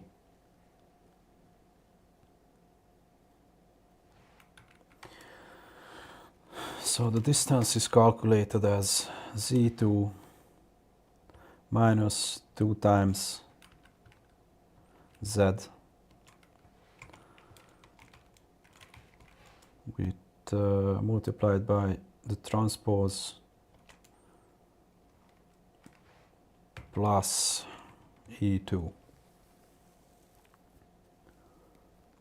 So the transpose of ET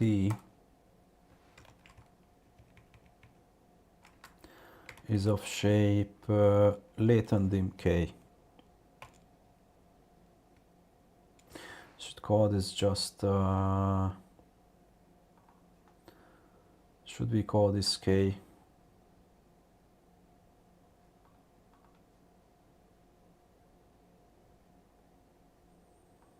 And this L. I will write it here, latent dim. So we have L.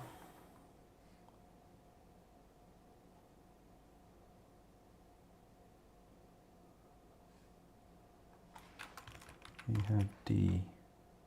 I would rather call it L, but I think it's more common to call it D.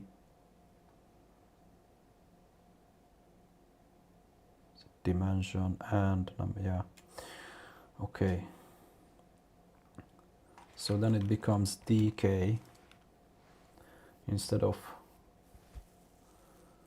So the k is the index of the row. The index of, and we transpose it, and z, which is bd.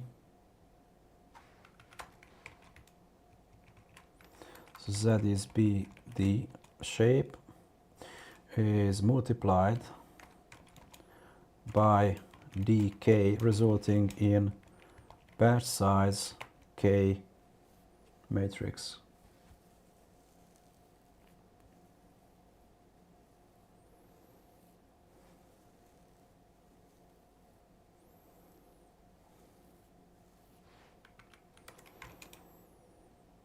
And Z2 is of shape B1 minus twice of shape BK plus 1K.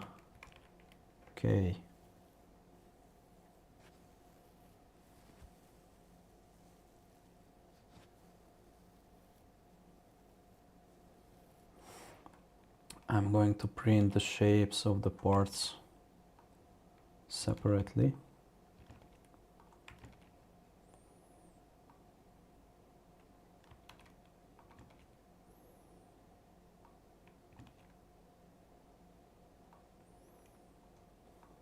We actually don't need the values here. So ET this shape, Z,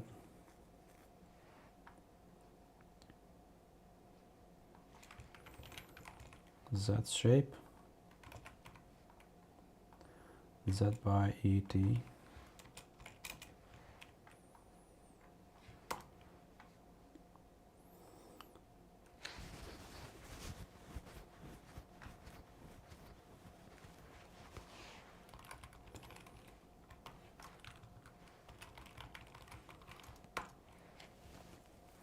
so we had we have z, our latent vector, we have z squared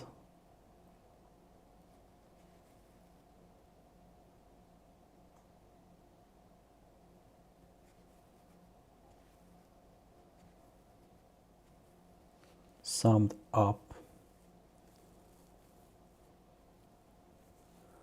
We are calculating this.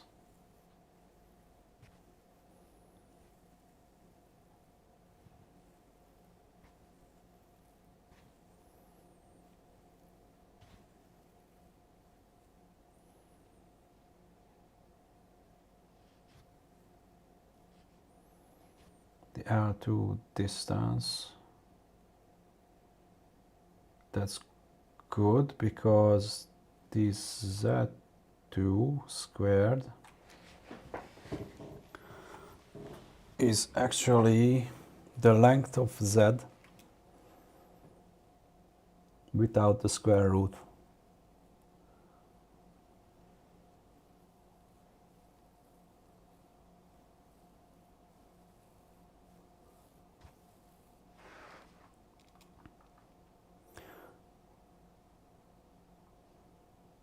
And E2 is, since we have 4 codes, that's the squared length for each code book vector. ET is just the, so it's transpose, so the y coordinate becomes the latent dim. Yes, so each column here is a vector from the code book.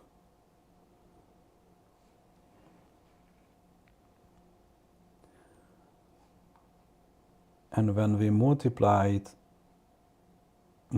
z with this, since z's size is 1/8, this is 8/4.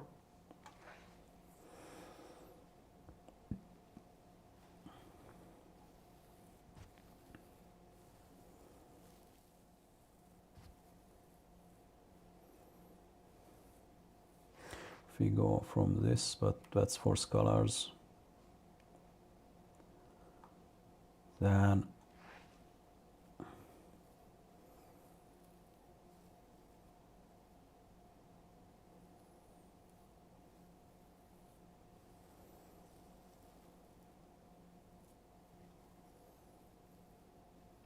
so what will happen is 1/8, if I write it up, this is the second.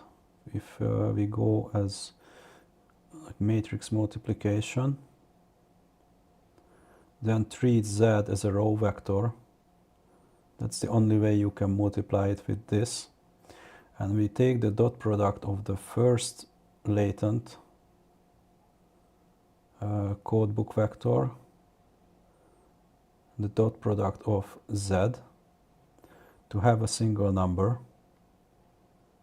Then we take the dot product of the second code book vector with z, the dot product with the third, and the dot product with the fourth. So for each code book entry, we will have the dot product made with z.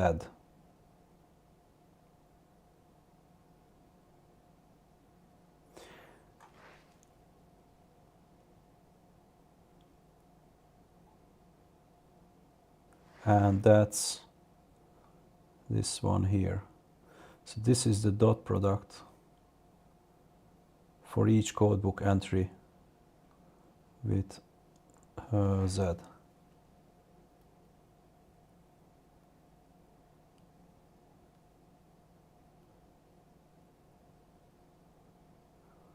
And for each, so that's batch and one.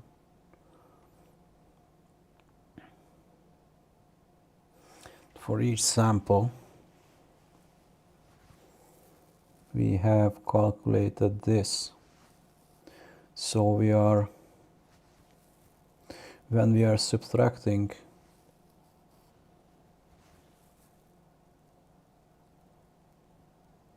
so E2 is the same for the whole batch because it doesn't depend on the batch. It's the codebook itself. So this will broadcast to batch K, to BK size. And Z2 is the same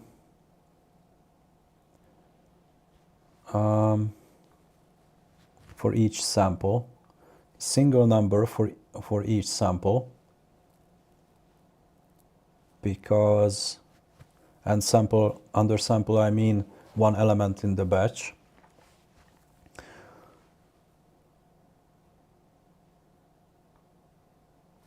Because that's the length squared of Z. This is the length squared for each vector in the codebook. And this is just an identity. And this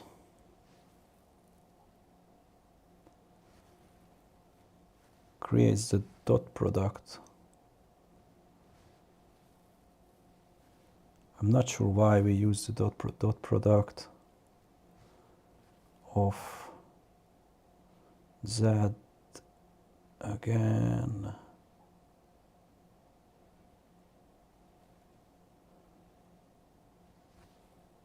So for the, if we have a batch, hang on, because if we have a batch, and this isn't the one here, but it will eliminate the D, so the shape of it will be BK.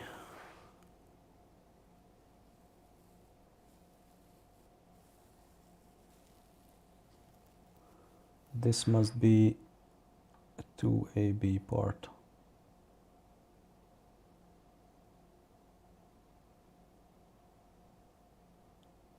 So I guess it's just how it is. Let's print this itself, this dot shape, and this itself. So the distances based on this identity, this of Z to each existing codebook vector, 139, 141, 143, blah blah blah.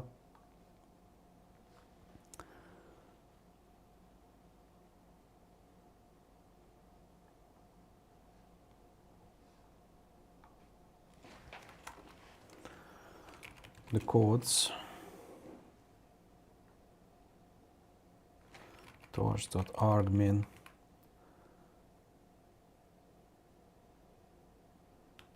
dist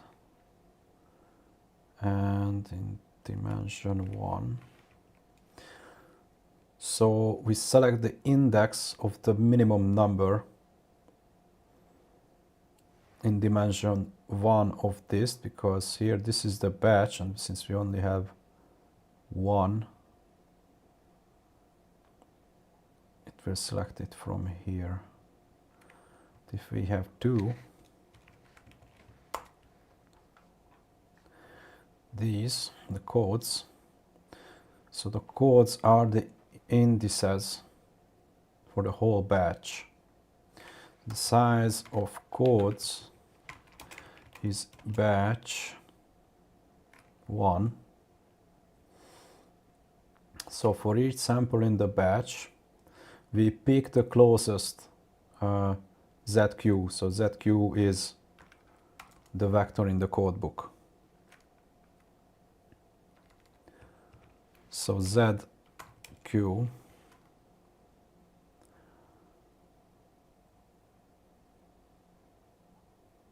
okay, so we take E, which is the matrix of the white matrix of the codebook.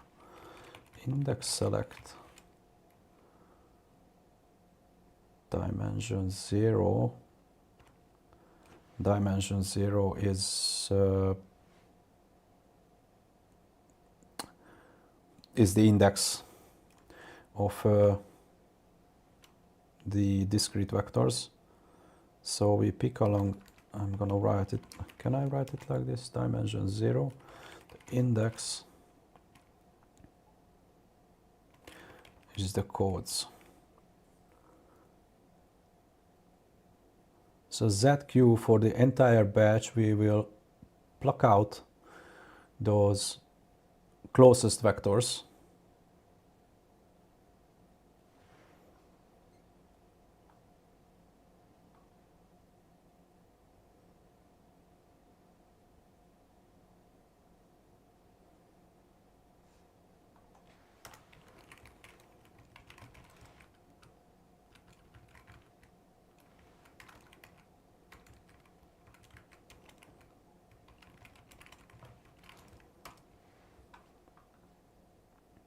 Two batch size 8, and we have two vectors from the code book.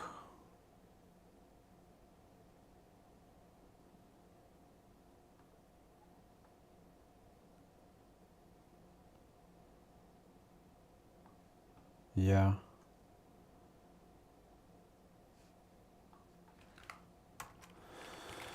So there is a so-called codebook loss.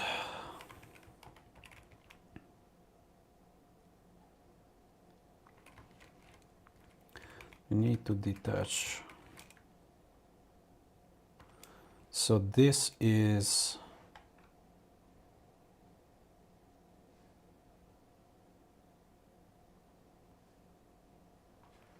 I can just use that one. I don't even need. That's just, let's call this just Z. It doesn't make any sense to have two variables and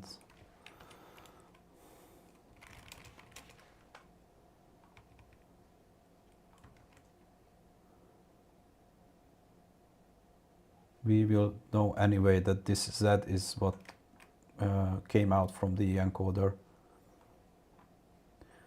Codebook loss to Z.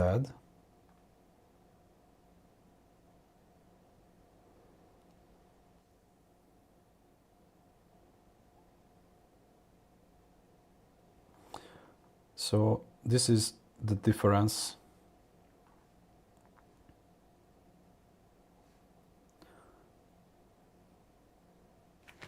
But again, this, the default reduction is the mean.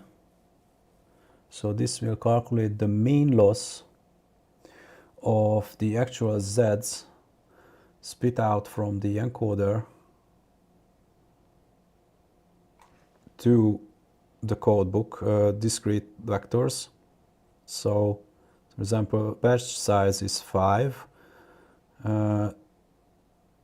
This will be the distance squared between each vector averaged.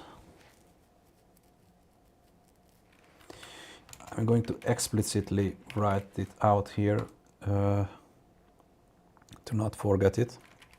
There is a commitment loss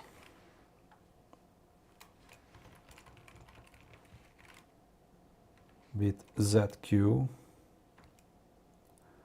and Z detach. So yeah, again, so by detaching first ZQ via backpropagation, when we backpropagate this term, that ZQ vector inside the codebook, and ZQ is actually, with batch size 5, it's 5 vectors, just to visualize it like this. But because we detach it from the PyTorch computation graph, during backpropagation, these will stay fixed, I guess. It's my assumption.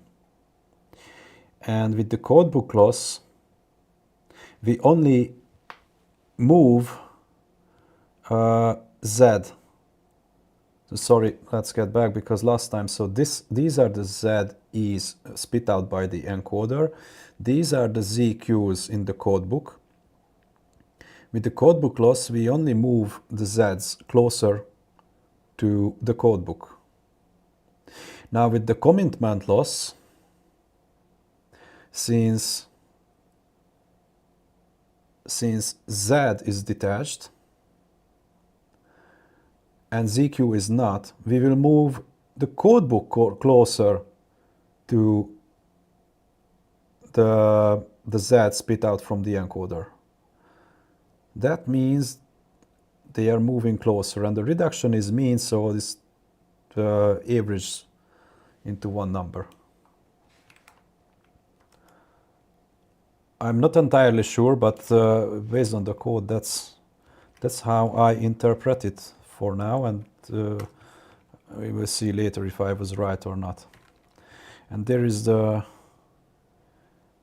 VQ loss, which will be a combination of these two, so the codebook loss plus self.beta times the commitment loss. So this says that the total vector quantization loss, the codebook loss itself, so we always move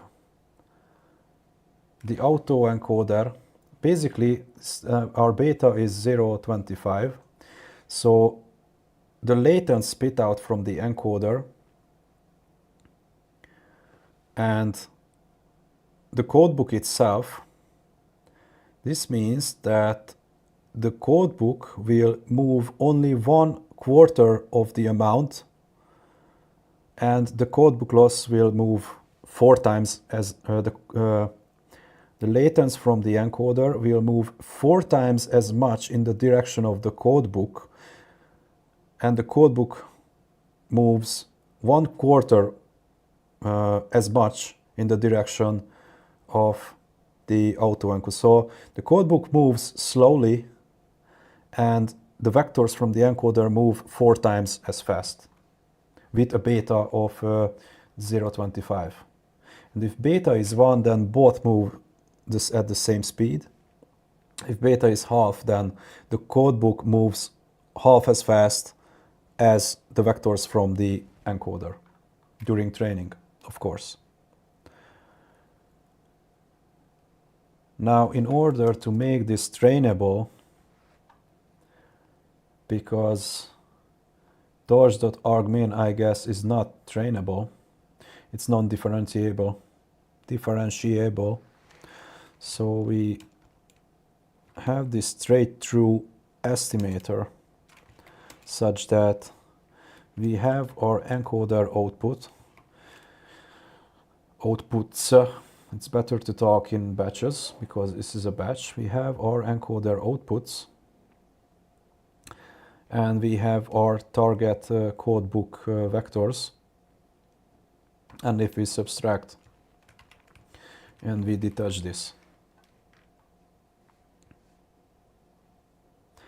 and by detaching this term, gradients will not be calculated. This is outside now the computation graph, so during training, guess treat this as a constant. No adjustments made to this during training. So we return ZQ straight through, the VQ loss, perplexity,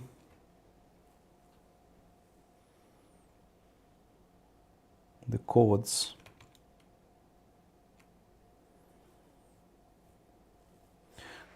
are in the shape of batch size 1.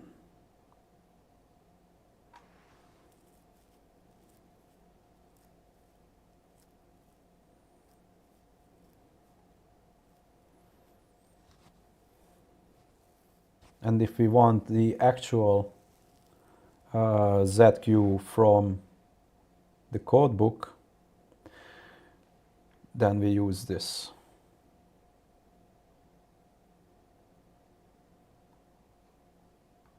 Now perplexity.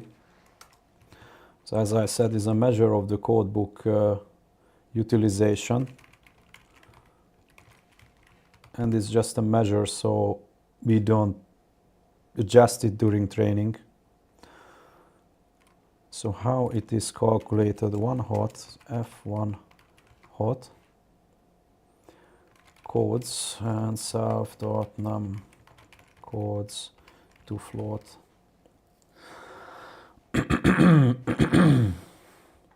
So this performs 1 hot encoding on these codes.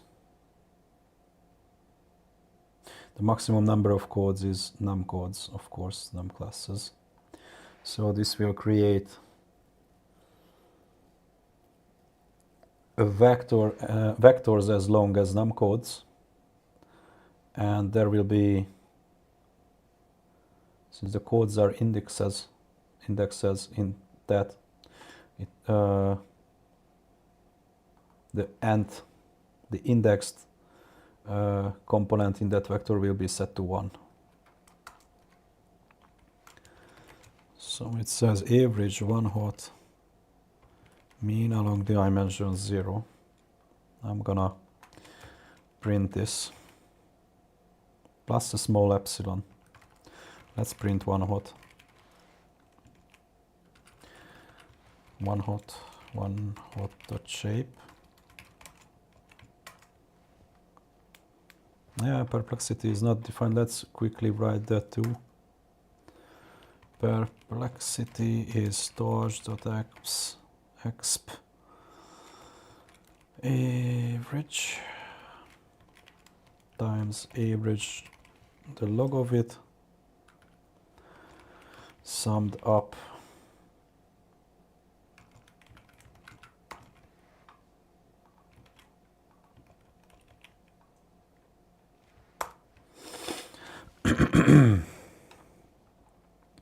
So we have 1 hot.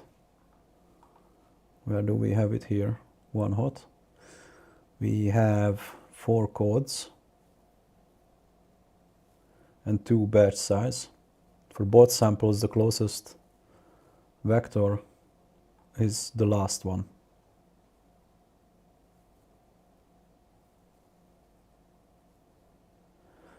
Here we can see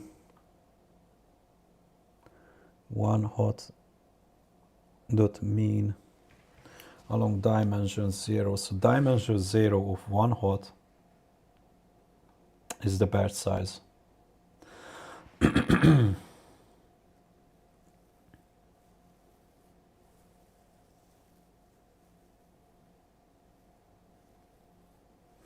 we have this small number, the epsilon. So we can see here the epsilon, epsilon, epsilon. And since it's calculating the mean on dimension 0,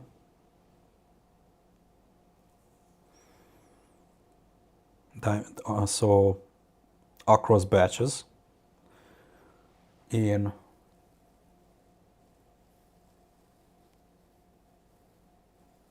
the 1 hot, this will be 1 plus 1, 1 plus 1 divided by 2, which is 1.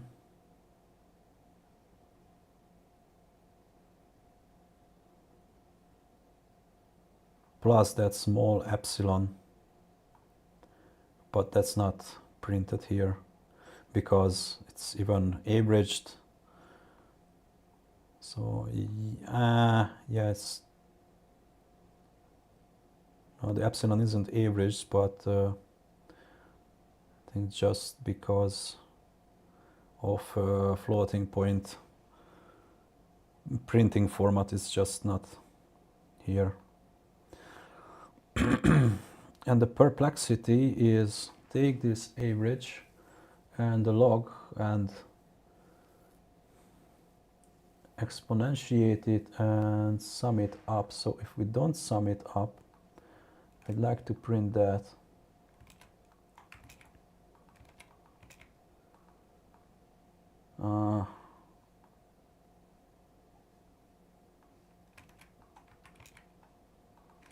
just perp. Call it perp. Perp. Perp. So perp is for each code we exponentiate it, probably because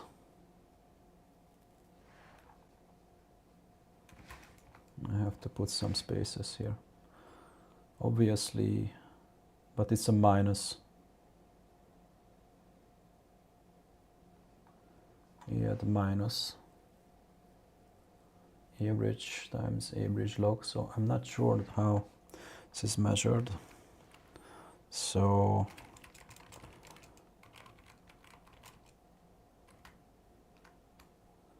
tell me everything about perplexity in the code book.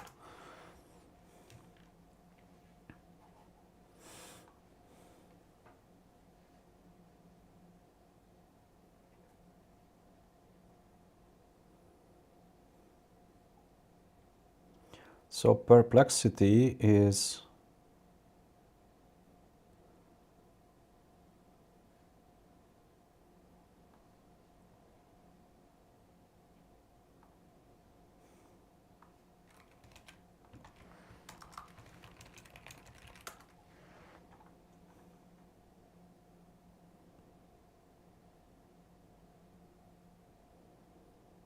oh fuck. Buggy GPT. It tends to write latex code that is full of errors, and then it doesn't display as a math formula. It just stays as latex code. But perplexity is the entropy of this distribution, which I can see, exponentiated. During training, every latent vector is assigned to its nearest codebook entry. Yes, that is the codes here. You can count the usage frequency of each node.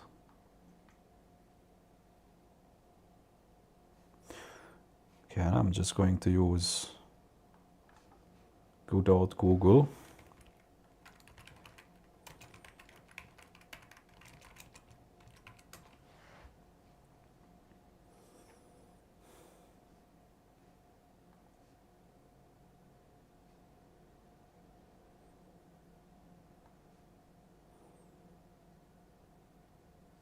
We should always use some credible looking source, not YouTube. Ha!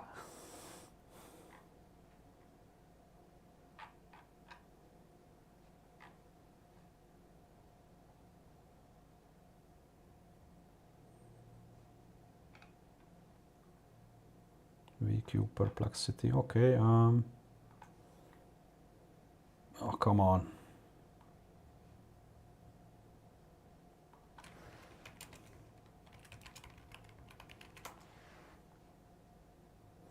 Addressing index collapse of large code book. Speech tokenizer with dual decoding product quantized variational autoencoder June 5, 2024. I mean, we just need a perplexity description. But we'll deal with the collapse as well, just not now.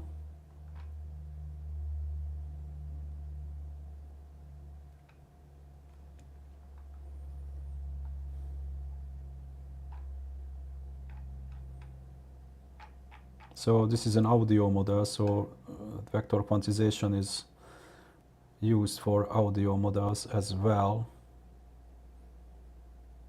and for many other stuff. So we are touching serious new age AI models here.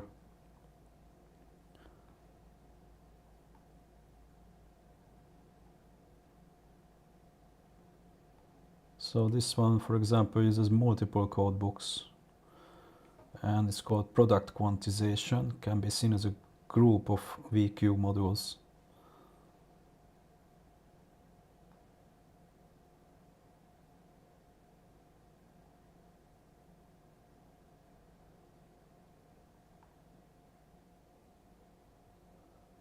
Okay, so one big embedding comes in, it splits it up, and then each subvector EI is quantized by a different codebook.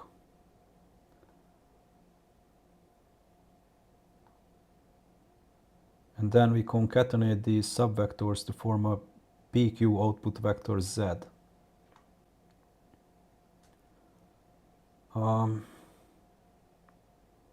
What's the advantage of having multiple small codebooks and quantizing the embedding subvectors? I mean, if you probably it provides some more fine-grained understanding or approximation, or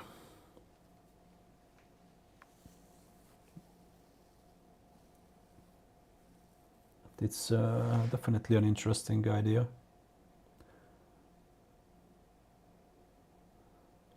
So VQVAE can be trained directly with the same loss function as the vanilla VQVAE, except for applying EMMA updating to multiple codebooks.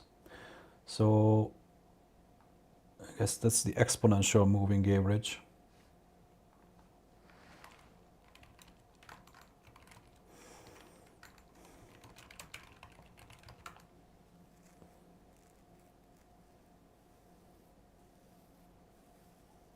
Yes.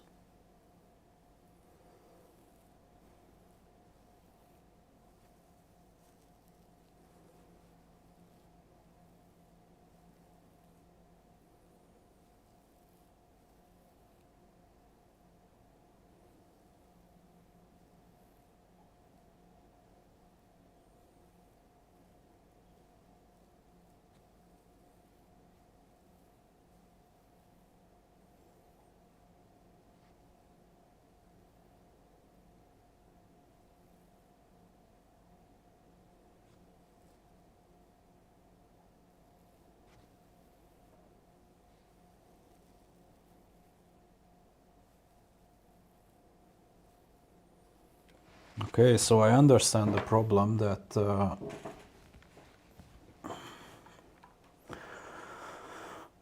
with a plain vanilla VQVAE, the codebook can collapse because only a small set of codes get used. We monitor perplexity, but it's just monitoring how you can adjust the codebook size, of course, but that takes many training runs, and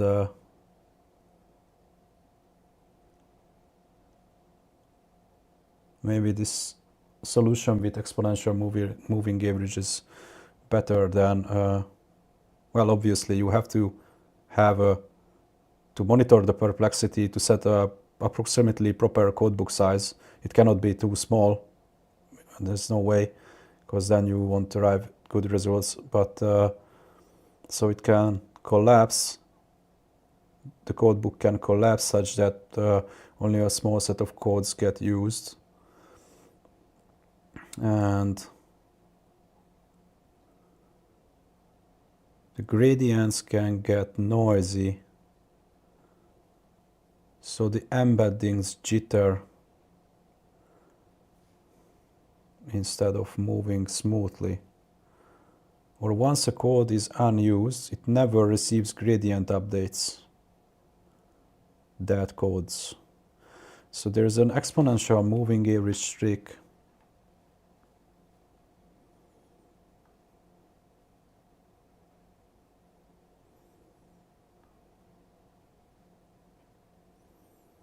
Instead of treating codebook entries as learnable weights with gradient descent, maintain them as running averages of assigned encoder outputs.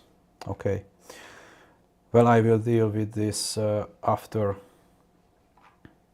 we monitor perplexity and train the normal plain vanilla vector quantized VAE.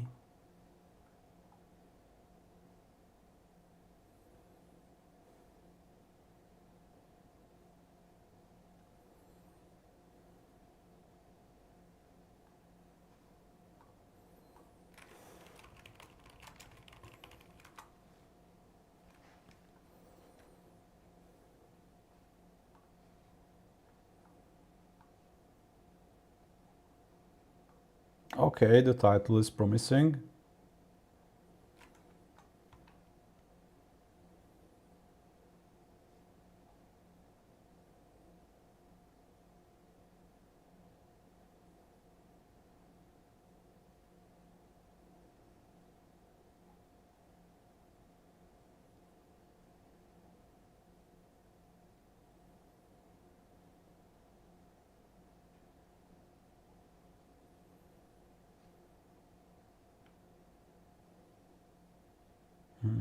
Yeah,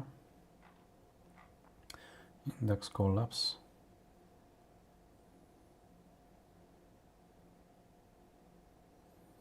Oh wow, it starts defining what a feed-forward neural network is. Composition of parametric linear functions, vector quantized networks. Yeah, it has a vector quantization layer. So VQ layer quantizes the embedding ZEFX.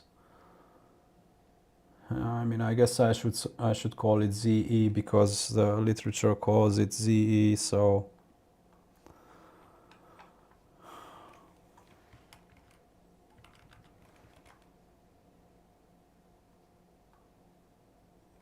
but like this. I'm not gonna rename it all. I will rename it when we implement this for the video. For me, that's fine for now. I know what it is.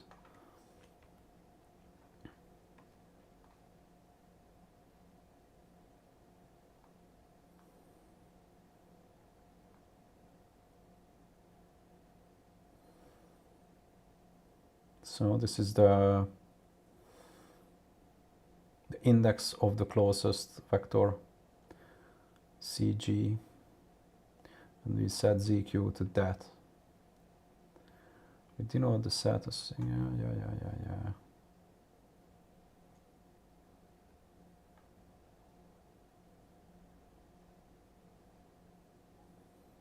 So G is the decoder.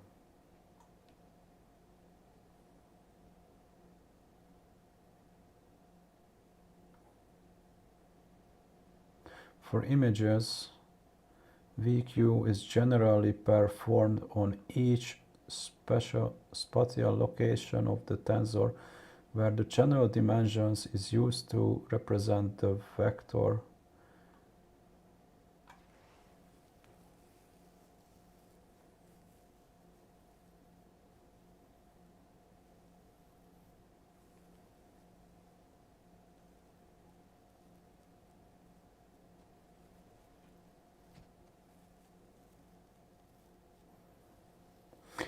Well, our ZE is not of this shape because I flattened it and projected into a fixed latent dimension. So this could be interesting. Instead of setting a constant for the latent space dimensionality,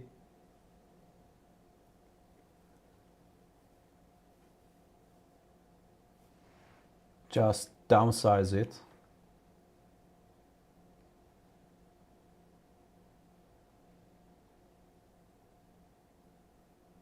and the latent space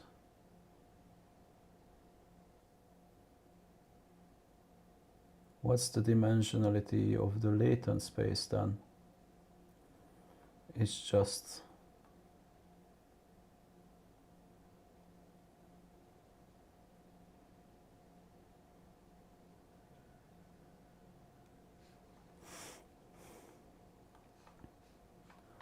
so instead of flattening it, it says don't set the latent dim.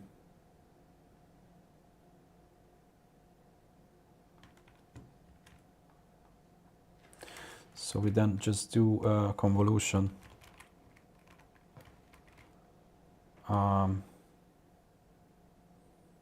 In channels, using channels -1, out channels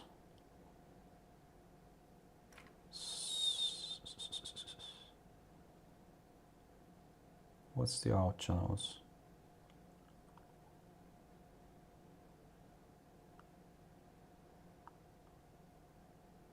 I don't know, like one channel, one. So that would, it's worth a try, but I will try this after I tried with projecting it to a fixed latent dim using a linear layer, because then we have just high dimensional vectors. And if I did it like this, then it would be still channel times height times width, non-flattened. So in that case, Z would be batch channel height width. I might need to rewrite this accordingly, and it doesn't change much because then we just squash Z here.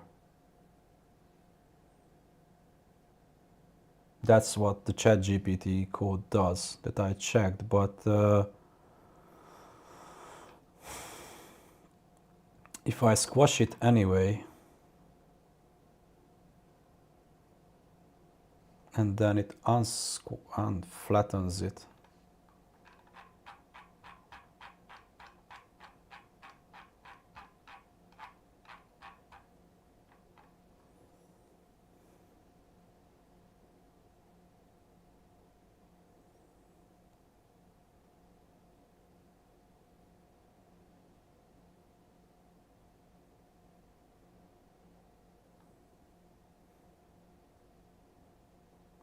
So ZQ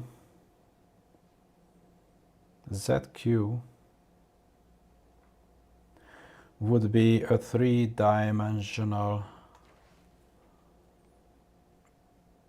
tensor plus the batch. So ZQ would be basically a cube of numbers. Okay, I'm gonna go get some lunch.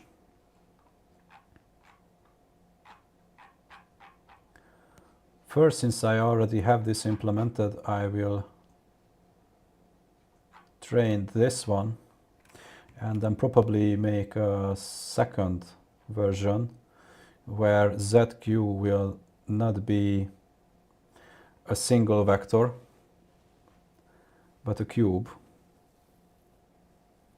Yet I don't see how it is better instead of, for example, flattening this here, and I could remove this linear projection and just use this as the latent dim. And so this is flattened. So and BH V and D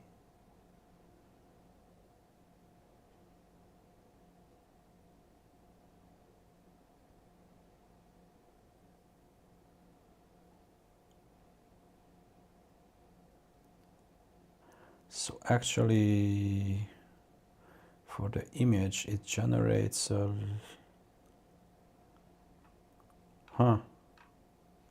yeah, some stuff to clarify here. But I'm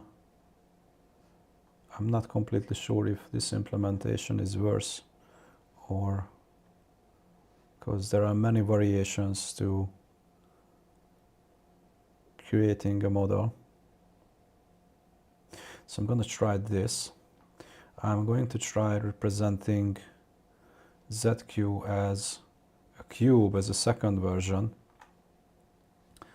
Run a few trainings and reconstructions, and then I'm going to obviously monitor the perplexity all the time and add the exponential moving average. if I was to not flatten, it would be nn.conv from channels. So this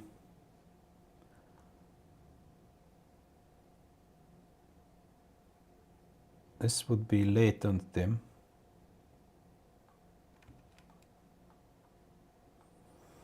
The number of output channels would be latent dim.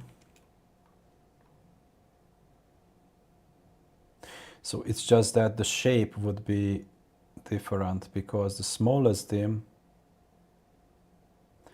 it would output pair size, latent dim, let's call it D, and height width. So that's going to be version 2. And I'm gonna have some lunch now and probably continue. So this concludes this live stream. This looks like a sufficiently good paper, an understandable one with a clear description. So you can check this one. I will for sure.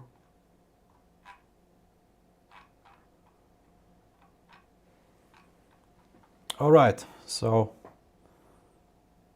thanks for watching. See you in the next video or in the next live. Cheers.